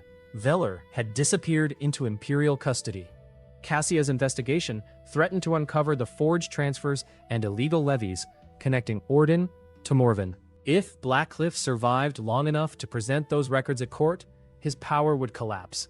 He hired Ragnar Kell. Ragnar was the only independent SSS warrior in the northern region. His class, Citadel Breaker, had destroyed 12 fortified cities during imperial campaigns. He could send force through earth, shatter barriers at their foundations, and turn a wall's own weight against it. He carried a black warhammer named Kingdom's End. The weapon had one flat face and one wedge-shaped head, both scarred from enchanted stone. The Margrave promised to use his influence to secure an imperial pardon and grant 3 estates from confiscated land. He also gave Ragnar the right to claim the Book of Residence after Leon's death. Whether Orden could legally deliver any of it mattered less than the advance payment and the chance to break the fortress everyone was beginning to call impossible.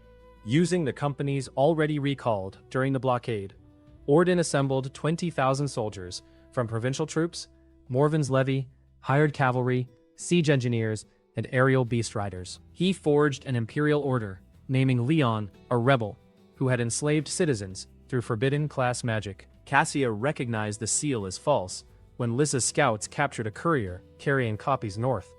She began preparing evidence for the court. Orden began marching before she could send it. On the 102nd night, Lissa stood on the southern tower. Her silver-blue hair whipped across her face as the eye of the far horizon opened to its full range. Beyond the river and the lower forest, thousands of lights moved north. Siege towers followed the old road. Winged shapes circled above them. At the front walked one man carrying a black hammer over his shoulder. Each step left a faint crack in the road. Lissa closed one eye against the strain and counted banners. 20,000 soldiers, 2 days away. Blackcliff had 2 days to prepare for an army larger than its entire population. The city held 247 registered adults, 73 children with sealed class seeds, temporary merchants, and 265 adult candidates. Of the first 270 applicants, 161 had already completed registration, leaving 109. Later trade routes and family recommendations brought 161 more eligible adults. 5 people from the combined queue withdrew or postponed their decision, leaving exactly 265. All had lived and worked inside the walls for several weeks. Before Lissa sighted Orden's army, each had completed a private interview, received a real housing assignment, signed a statement of intent, and received a dormant gray entry written by Leon. None had touched the page or received the seal, so every one of them could still withdraw without consequence. Illyra proposed evacuating them west through the new mountain raid. The candidates gathered in the central square to hear the plan. Bakers stood beside glassworkers, teamsters, quarrymen, potters, tailors, teachers, widows, and former soldiers filled the space beneath Lyra's protective canopy. A broad-faced bridge builder named Joran answered for many of them. He said they had repaired roads, carried ore, planted fields, and raised houses in Blackcliff.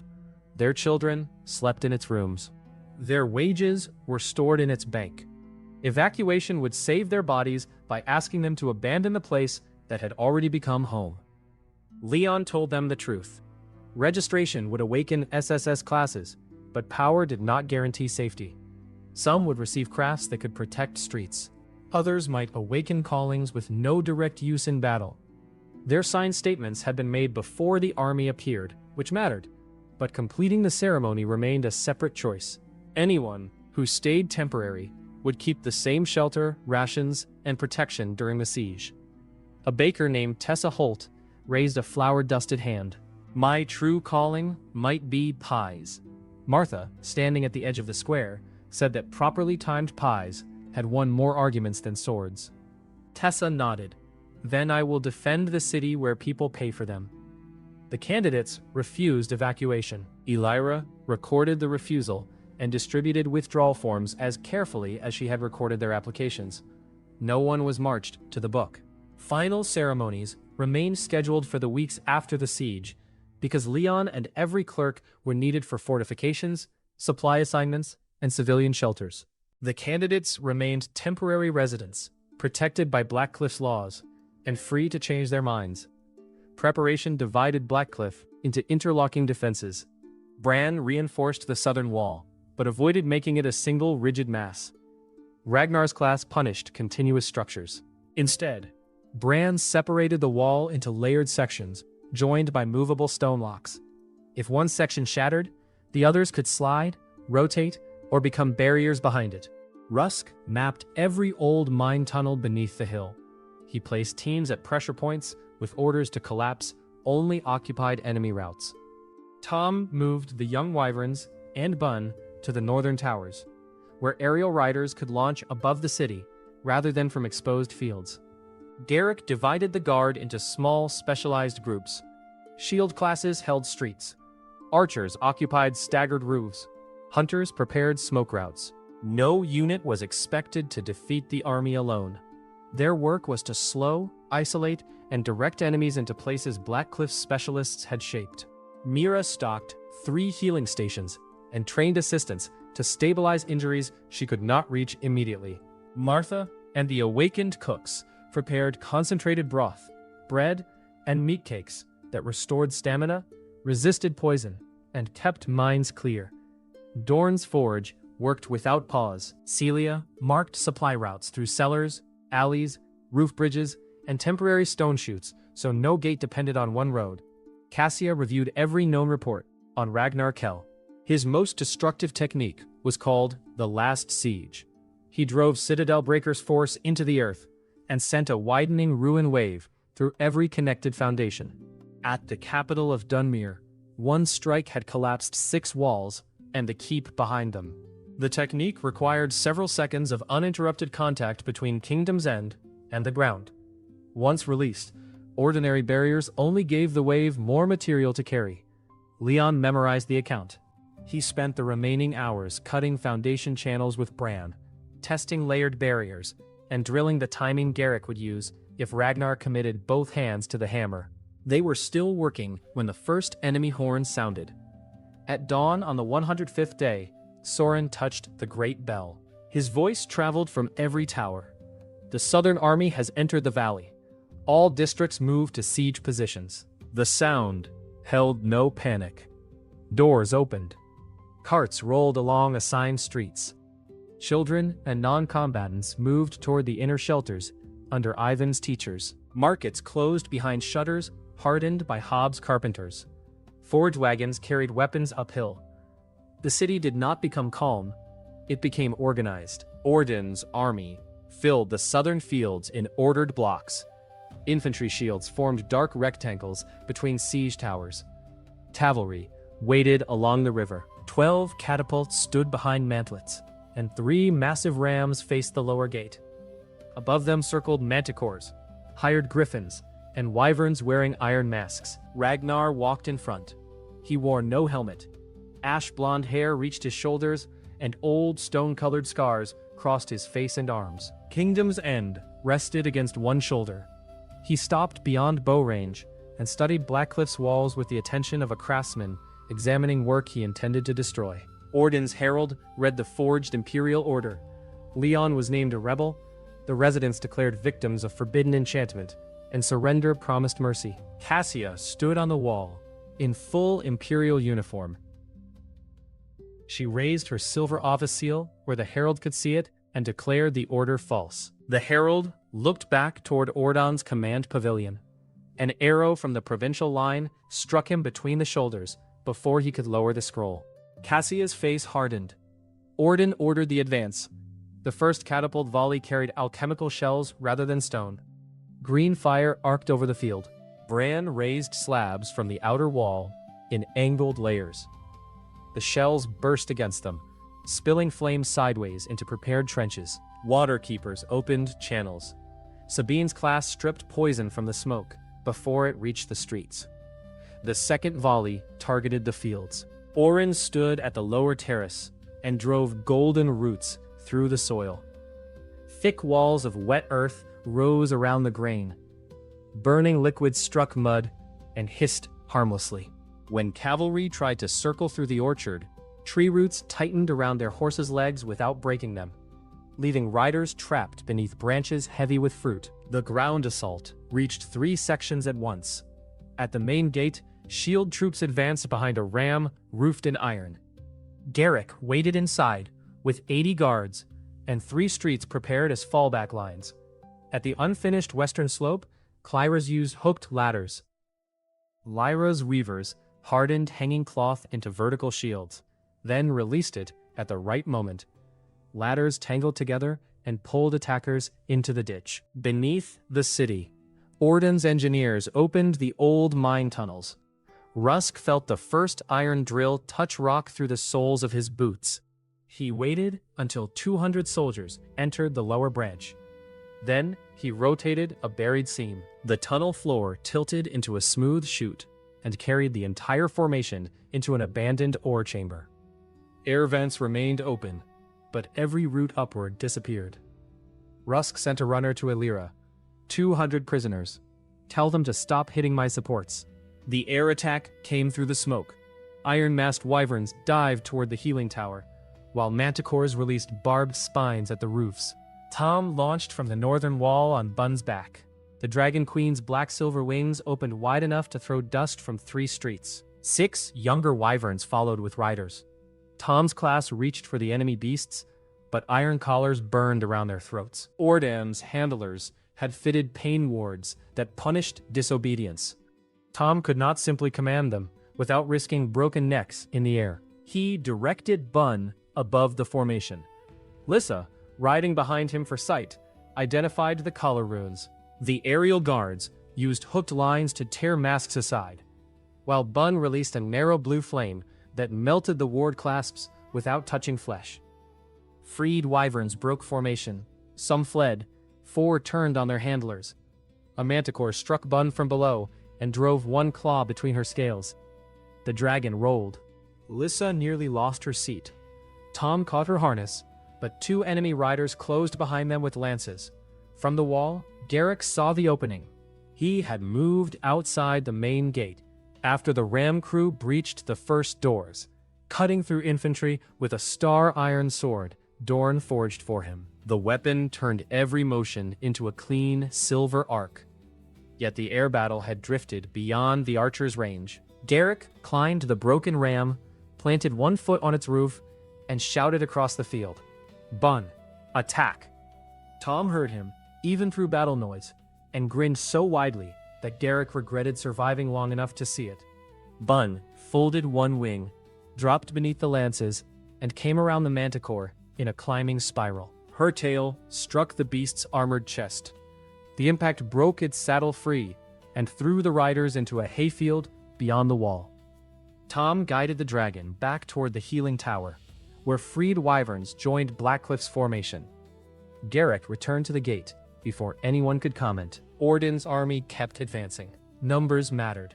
Blackcliff's fighters were stronger, but they could not stand at every ladder, tunnel, roof, and gate. Provincial officers learned to avoid isolated champions and push broad groups through multiple points. Catapults shifted to ordinary stone, forcing Bran to spend attention catching impacts. Sappers filled the lower ditch. Alchemical smoke reduced Lissa's sight. Celia's supply system prevented the pressure from becoming collapse. Ammunition traveled down roof chutes to whichever tower called for it. Wounded guards were carried on carts driven by SSS teamsters who crossed crowded streets without slowing. Martha's food reached the walls warm. Dorn repaired weapons in a mobile forge behind the second gate, striking broken blades together until metal flowed back into shape. By midday, more than 3,000 of Orden's soldiers had been wounded, trapped, disarmed, scattered, or cut off from their units. Fewer than 200 were confirmed dead, largely because Blackcliff's defenders accepted surrender whenever they could. The army had gained 50 paces. Then, Ragnar moved. He walked through the outer ditch, while arrows shattered against the pressure around him. Garrick's archers targeted his hands, knees, and eyes. Kingdom's End turned once. The air from the hammer knocked every arrow aside. Ragnar reached the southern wall and placed the wedgehead against the stone. Bran felt the class enter his structure. "Release Section 7, he ordered. Stone locks opened. The wall segment separated from its neighbors, a breath before Ragnar struck. The impact sounded deeper than thunder. Section 7 exploded outward. Blocks crossed the ditch and crushed 2 abandoned siege carts. Because Bran had disconnected it, the ruin waves stopped at the joints. Ragnar looked toward the battlement where the old mason stood. He smiled.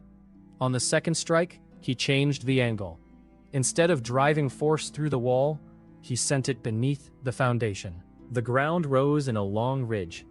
3 separated sections tilted together. Golden lines flashed as Bran tried to redistribute their weight. Cracks raced up the towers. Leon dropped from the battlement and landed between the wall and the first houses. Last bastions spread behind him. The sections fell inward against the gold field. For several seconds, Leon held several thousand tons of stone above the residential district. Bran moved his hands. The collapsing blocks broke into smaller units, turned in the air, and stacked into 2 new barriers along the street. Residents cheered from the inner wall. Ragnar struck a third time. The hammer broke through the new outer layer and opened a breach 30 paces wide. Provincial troops surged forward. Bran did not rebuild the wall they expected. He transformed it. Every block Ragnar had shattered lifted into motion. Roads folded upward.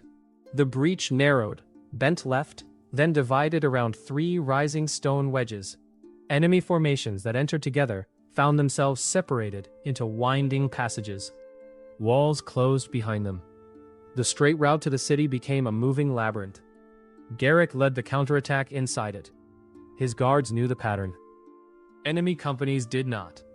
Archers fired from openings that vanished after each volley. Shield teams blocked one passage while the floor lifted beneath another. Garrick's star iron blade cut weapons, armor straps, and command banners rather than bodies whenever surrender remained possible. When a group refused and tried to burn houses beyond the labyrinth, his restraint ended. The god of 1,000 blades crossed their formation once. 30 swords fell in pieces. The men holding them collapsed a heartbeat later. Ragnar entered the labyrinth and broke through each moving wall.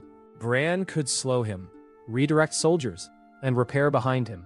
But every direct contest cost stone and concentration. Cracks spread across the architect's hands. Blood ran from beneath his nails. At the western quarter, Ordon revealed the force he had kept hidden. 500 soldiers emerged from a tunnel outside Rusk's mapped network. Morven's men had opened an old smuggler route known to the former lord. They reached the lower residential streets before the alarm sounded and released yellow poison smoke between the houses. The registered defenders there numbered fewer than 30. Sabine and the Waterkeepers cleared part of the poison, but archers pinned them behind a fountain. Hob turned houses into wooden barricades. Ivan's teachers moved children through back rooms. The line bent toward the central square. The 265 candidates were sheltering beneath Lyra's canopy. They heard fighting in streets where they had built homes. Wounded guards arrived on supply carts. A potter named Enna held pressure on a boy's shoulder, while Mira's assistants worked through 3 other injuries. Jorin the bridge builder watched smoke climb above the roofs. Elira reached the square and ordered them toward the inner tower. No one moved. Jorin asked whether their registration pages were ready. Elira's eyes went to Leon, who had just arrived from the southern breach. Blood darkened his torn sleeve. Stone dust covered his hair. He could feel Ragnar advancing through the city, each hammer impact traveling through the ground beneath his boots. The decision belonged to the candidates. Leon carried the Book of Residence to a long table beneath the canopy. Elira's clerks opened the dormant gray entries in order and checked each identity against the signed statements completed before the army appeared. Pots of hot wax waited beside them. All 265 candidates were physically present beneath the canopy. Leon addressed them once. Permanent residence means Blackcliff owes you a home, food, safety, worker training, and equal protection under its laws. Your class will remain yours if you leave peacefully. It will not force loyalty. It will not make wars safe. You made your decision before this army reached the valley, but you may still step away now and remain under our protection. Complete the entry only because Blackcliff is where you choose to live. Jorin placed his hand on the first page. I choose Blackcliff. Tessa the baker touched the next. So do I. The answer moved through the square. 265 people accepted permanent citizenship. Leon sealed the pages one by one. He moved with the speed of the first stone, but he did not skip a name. Each candidate touched the proper page. Each heard Leon confirm the assigned home. Each received his seal. Outside the canopy, defenders gave ground street by street, while Alira's clerks turned pages, and hot wax filled the air with the smell of pine resin. The final seal struck.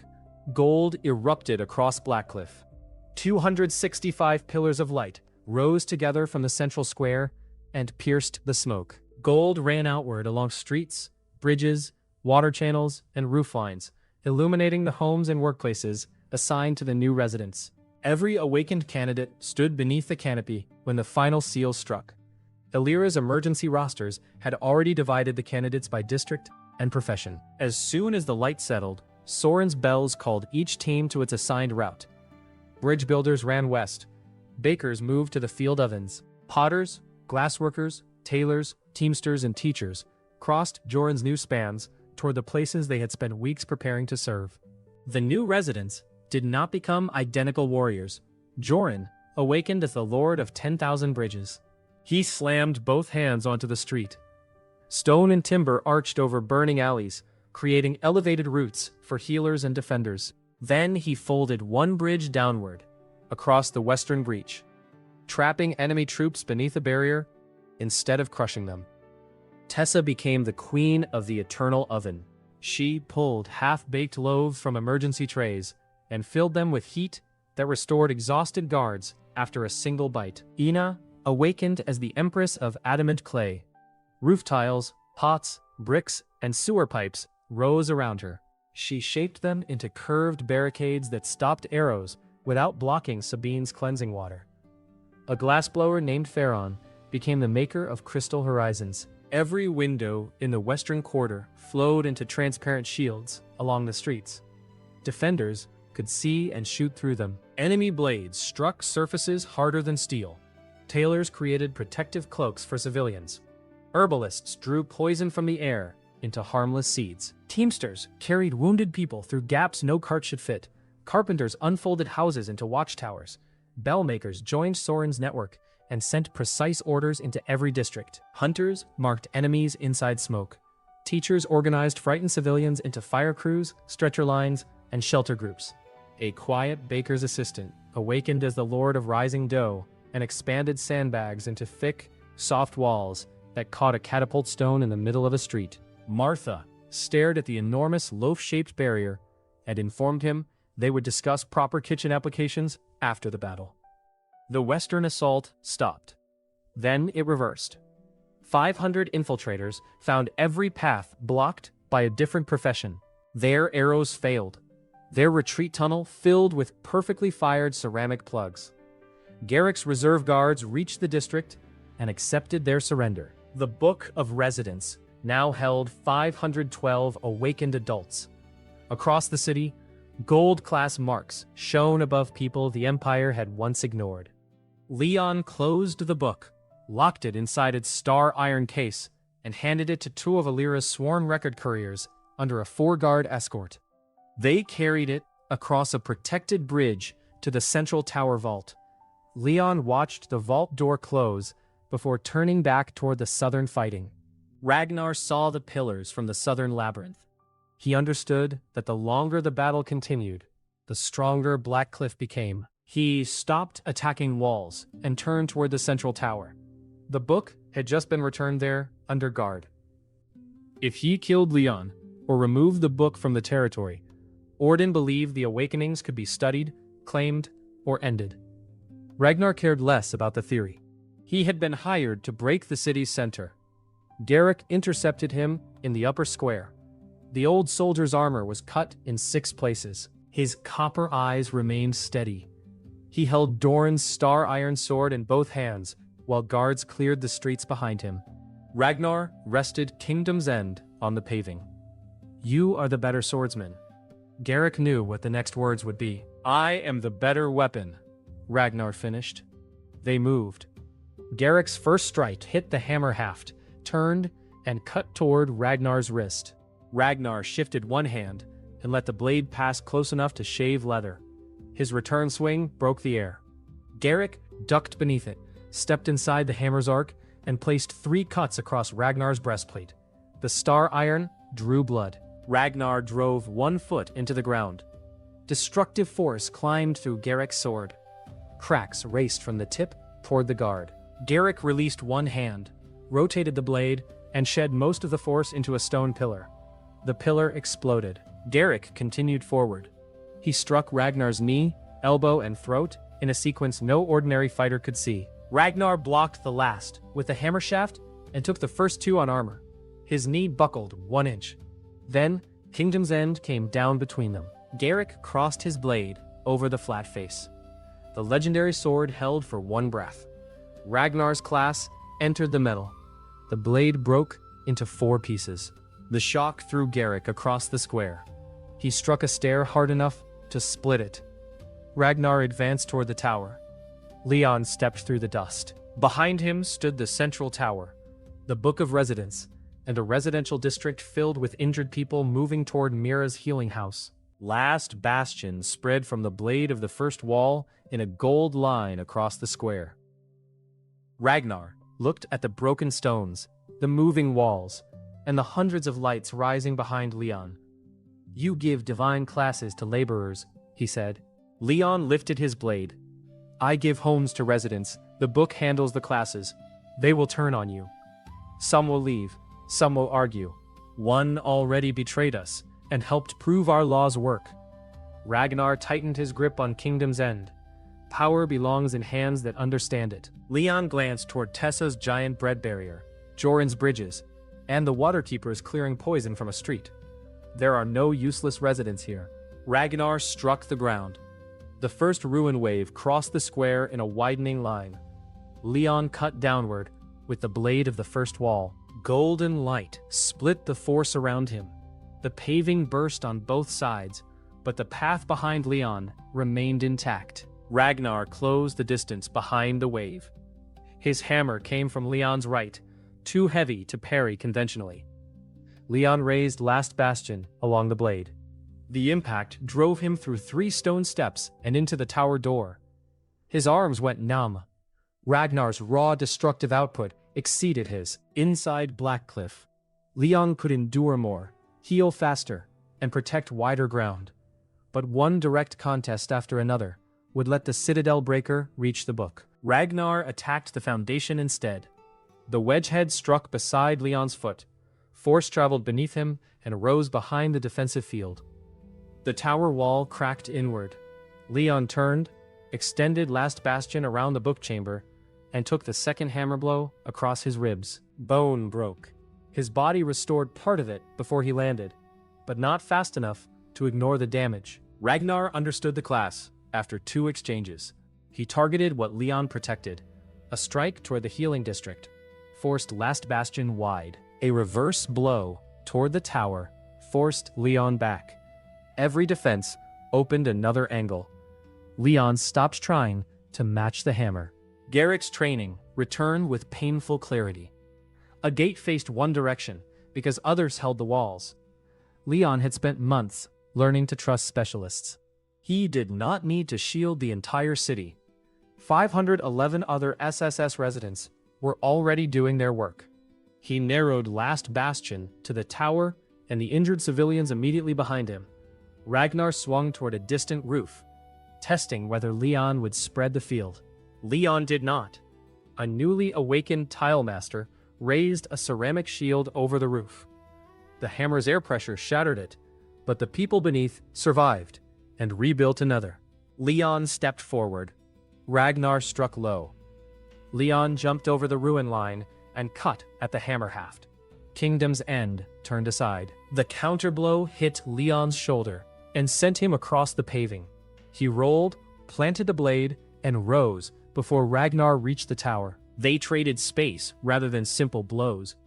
Leon cut channels through the square, isolating sections of paving, so Ragnar's ground force could not travel cleanly. Ragnar smashed those sections into missiles. Leon used last bastion to redirect them upward, then moved through the falling stone. Ragnar changed grip and fought with short hammer strikes that denied Leon room to use the longer blade. One hit opened Leon's brow. Another cracked his left forearm. Leon answered with cuts across the same point on Kingdom's End, where golden magic met black metal beneath the hammerhead. The first cut left a bright mark. The second deepened it. Ragnar noticed and changed angles. He drove Leon toward the center of the square, away from the tower, then planted the hammerhead into unbroken ground. Cassia recognized the stance from the wall. "The last siege," she said. Bran tried to separate the square's foundations. Ragnar's class held them together by force. Cracks spread outward in a perfect circle. The technique would not stop at the tower.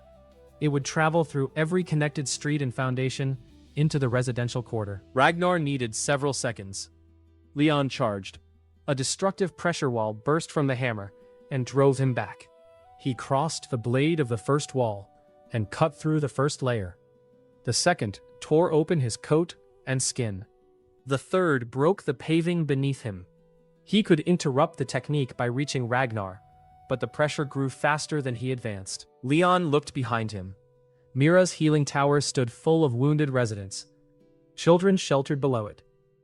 Joran's bridges carried people across damaged streets. Bran's hands were bleeding as he fought to detach foundations. None of them could move before the last siege released. Leon planted both feet. Last bastion expanded. Gold rose behind him across the entire inner city. A wall of light from the lower houses to the central tower. It did not strengthen the residents or erase the attack. It gave Ragnar's ruin wave one target. Kingdom's End struck. The last siege entered the ground. The square collapsed in rings. Towers beyond it shook. A black wave rose taller than the walls and crashed into Leon's barrier. Gold cracked from top to bottom. Leon held the blade of the first wall with both hands. The force traveled through his arms, split old fractures in his ribs, and drove blood from his mouth. His boots sank. Skin tore along his palms. The barrier bent toward the healing district. Mira reached the tower steps and sent healing light toward him. It stopped against the closed bastion, exactly as it had during training. Leon could open a channel and let her class through, but the same gap would admit the last siege into the homes behind him. She could restore his body after he released the field. Releasing it now would expose every street he had gathered the attack to protect. Ragnar pushed more power into the hammer. Leon's left knee struck the ground. For the first time since arriving at Blackcliff, he was holding a weight his body could not simply overpower. Then Soren's bells sounded across the city. Not a command, a report. Western District secure. Mine tunnel secure. Aerial lines secure. Main gate holding. Fire lines contained. The city did not need Leon everywhere. It needed him here. He rose. The body of the first stone repaired enough torn muscle for Leon to move. He remembered Bran's separated wall, an angled last bastion into overlapping layers instead of holding the ruin wave against one flat surface. Each layer carried part of the force sideways into the isolated channels Leon had cut across the square. Black energy poured into empty trenches and erupted upward. The pressure in front of him thinned.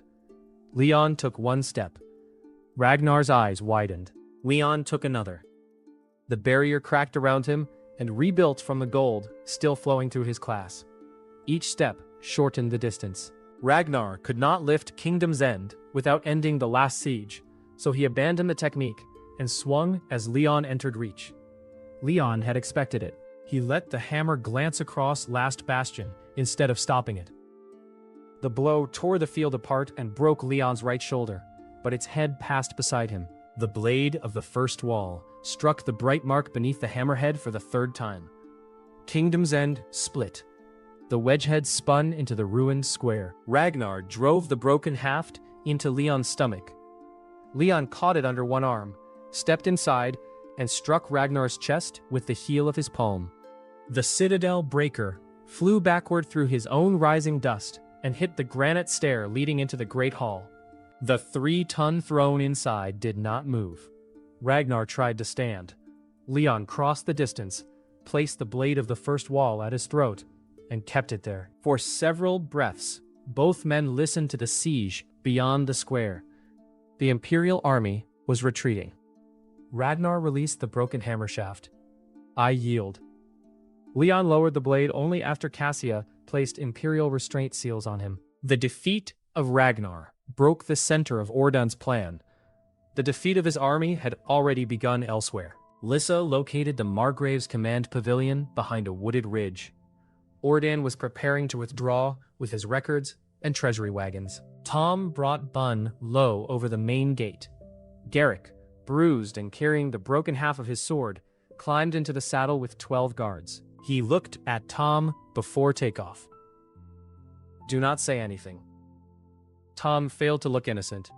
Bun crossed the valley in moments. Lissa guided them through a gap in the remaining aerial guard.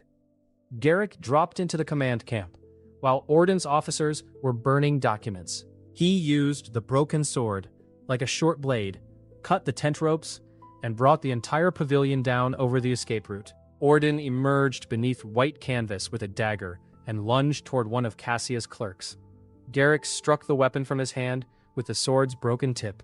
The Margrave's own officers saw the forged field orders, the written command to kill the herald, and Ragnar's payment contract beside the treasury ledgers for the current campaign. Several lowered their weapons.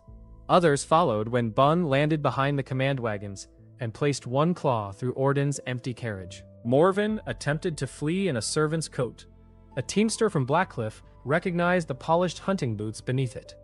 By sunset, Ordan and Morven were prisoners. Cassia rode between the armies, carrying the authentic imperial seal, and ordered provincial troops to stand down pending investigation. Officers who had believed the rebellion order surrendered. Mercenaries dropped their contracts.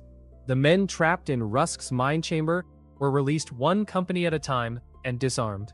Weapons piled across the southern field. At dawn, Leon stood on a wall Bran had already begun rebuilding. His right arm rested in Mira's sling, while golden healing worked through the deeper fractures. Behind him filled the city that had been a ruin 105 days earlier. 512 adult residents stood along streets and battlements, their SSS class marks catching the morning light. Wyverns circled the towers. Fields moved in the wind. The Forge district burned bright. Water ran clear through channels repaired during the night. Before Blackcliff lay the abandoned arms of a 20,000-man army. No one could call it a dead castle again. The battle ended before the work did.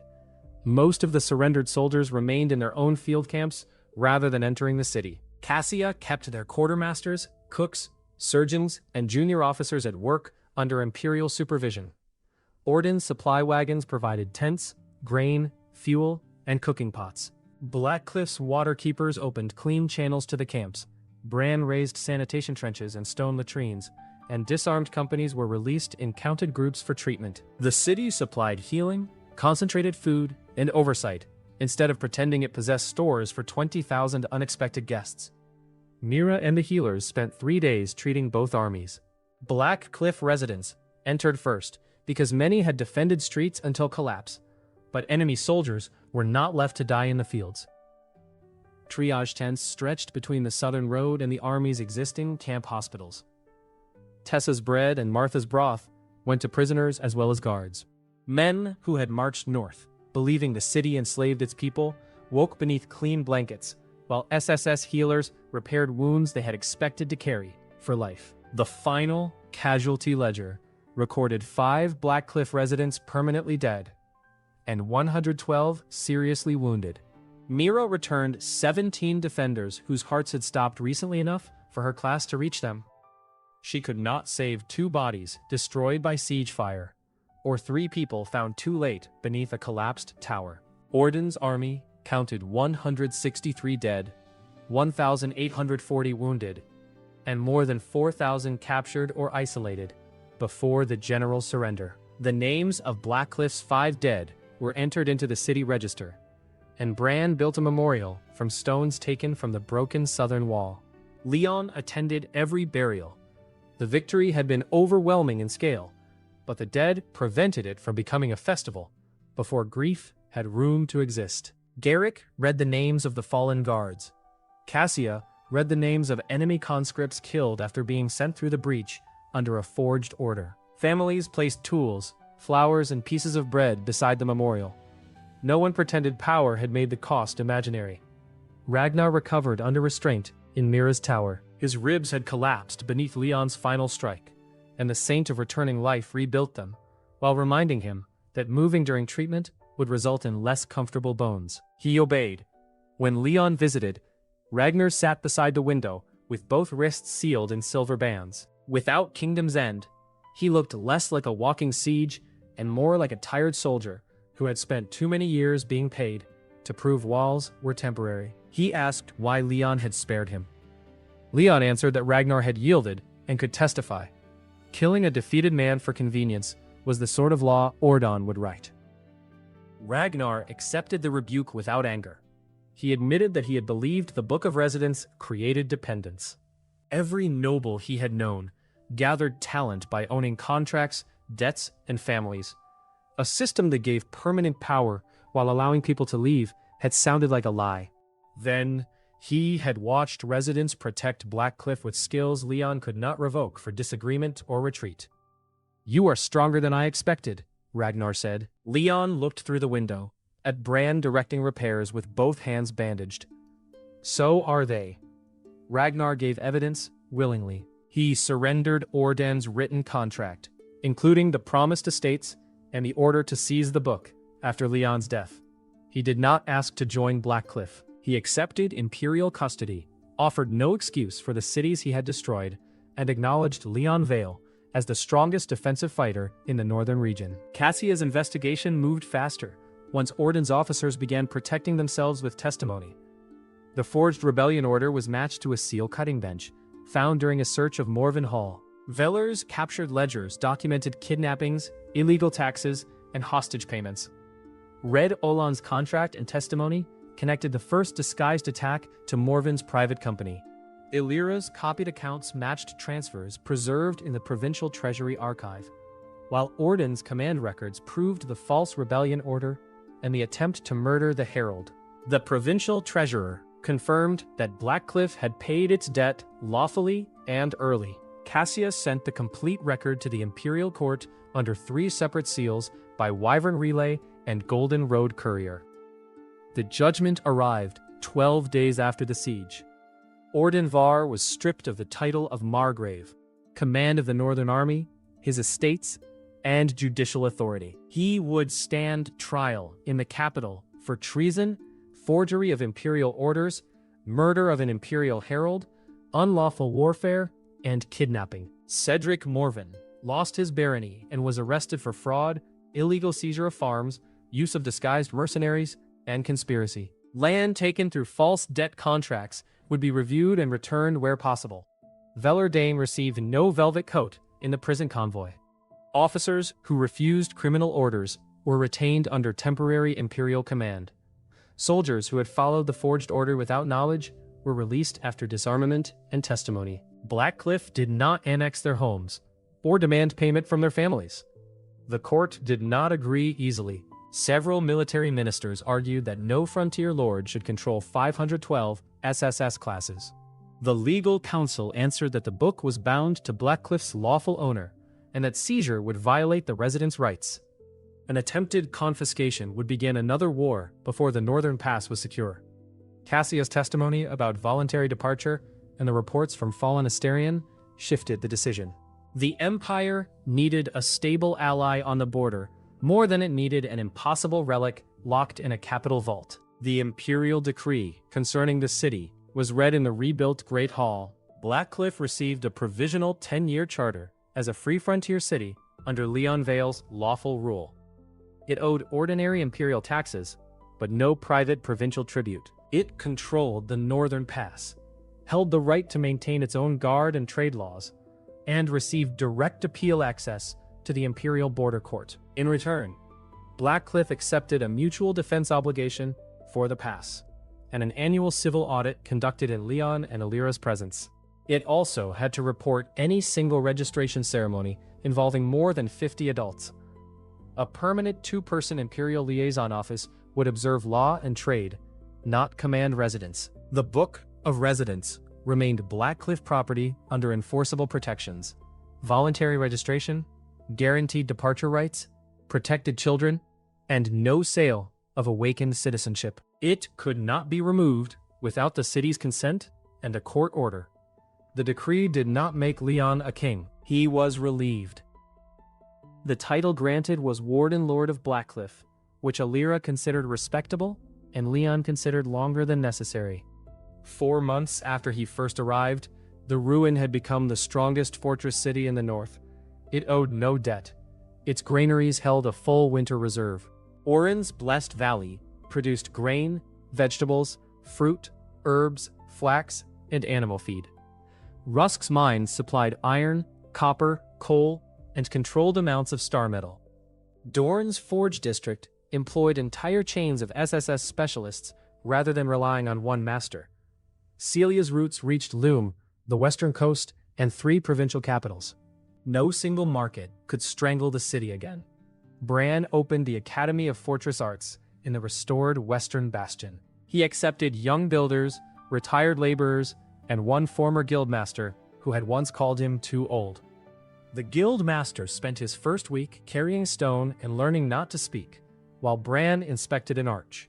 Mira established the Great House of Healing. Patients came from across the Empire, but Alira limited daily admissions to what the staff could treat safely. Mira trained healers to use their own classes rather than turning every case into a demand for her resurrection skill. A person had to die recently, retain a recoverable body, and reach her in time. The city invested more in preventing death than advertising miracles. Oren managed the Blessed Valley with a council of farmers.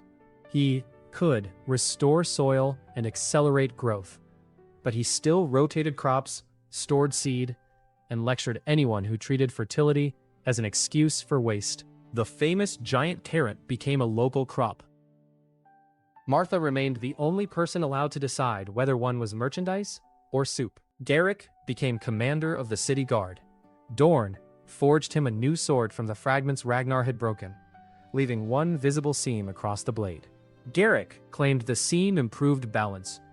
Dorn claimed Garrick had no right to discuss forging.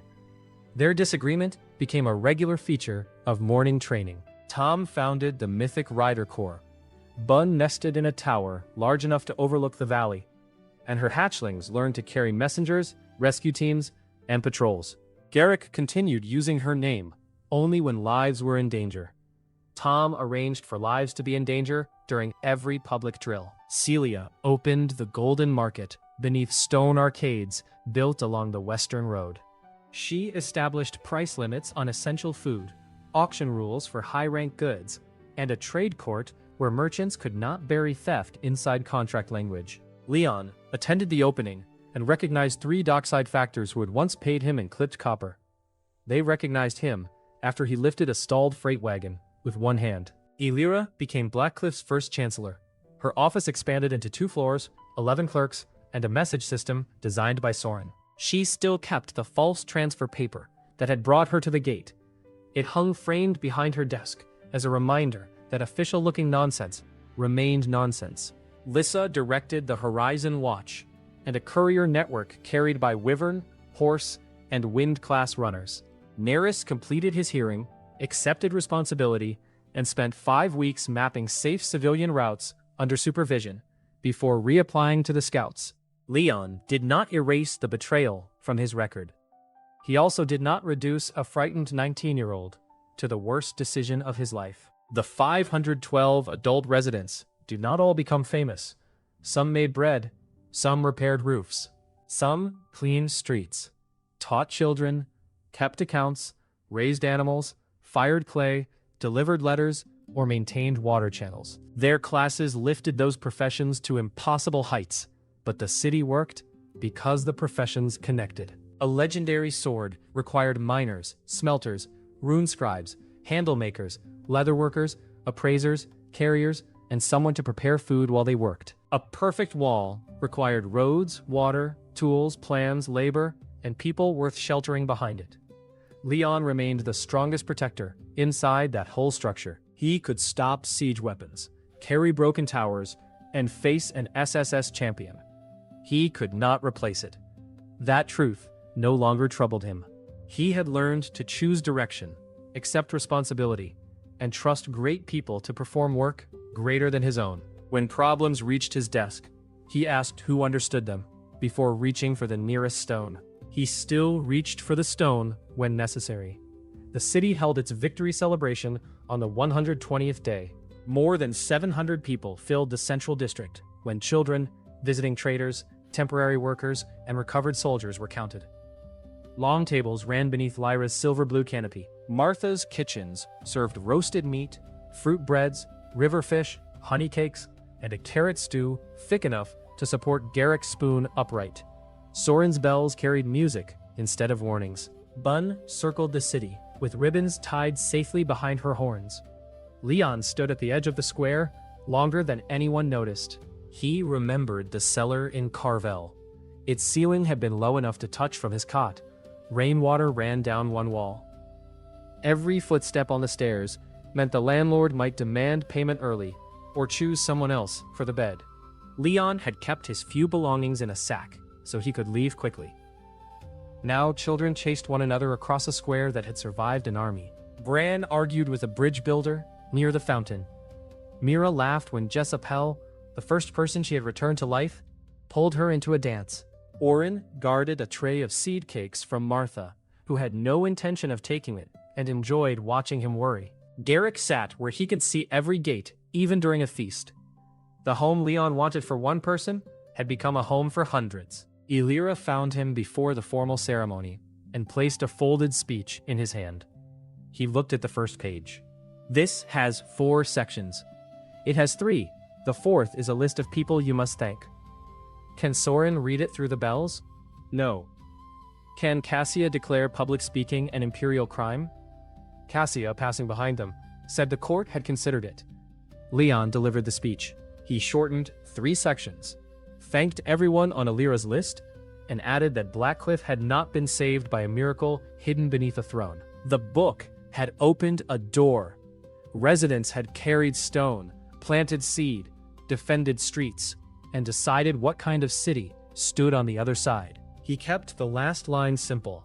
This is your home because you chose it, and we will protect that choice together. After the feast, Bran insisted Leon finally use the throne for its intended purpose. The Great Hall had been restored, from floor to roof. Vale banners hung clean above carved pillars. The 3-ton throne waited on its reinforced foundation, black granite polished until gold veins showed beneath the surface. Leon sat. Nothing cracked. Bran folded his arms with satisfaction. Leon shifted once. The stone edge pressed into his back. The seat was too deep, the armrests too high, and the angle forced him to sit as if waiting for a dragon to ram the hall. Could we make an ordinary chair? He asked.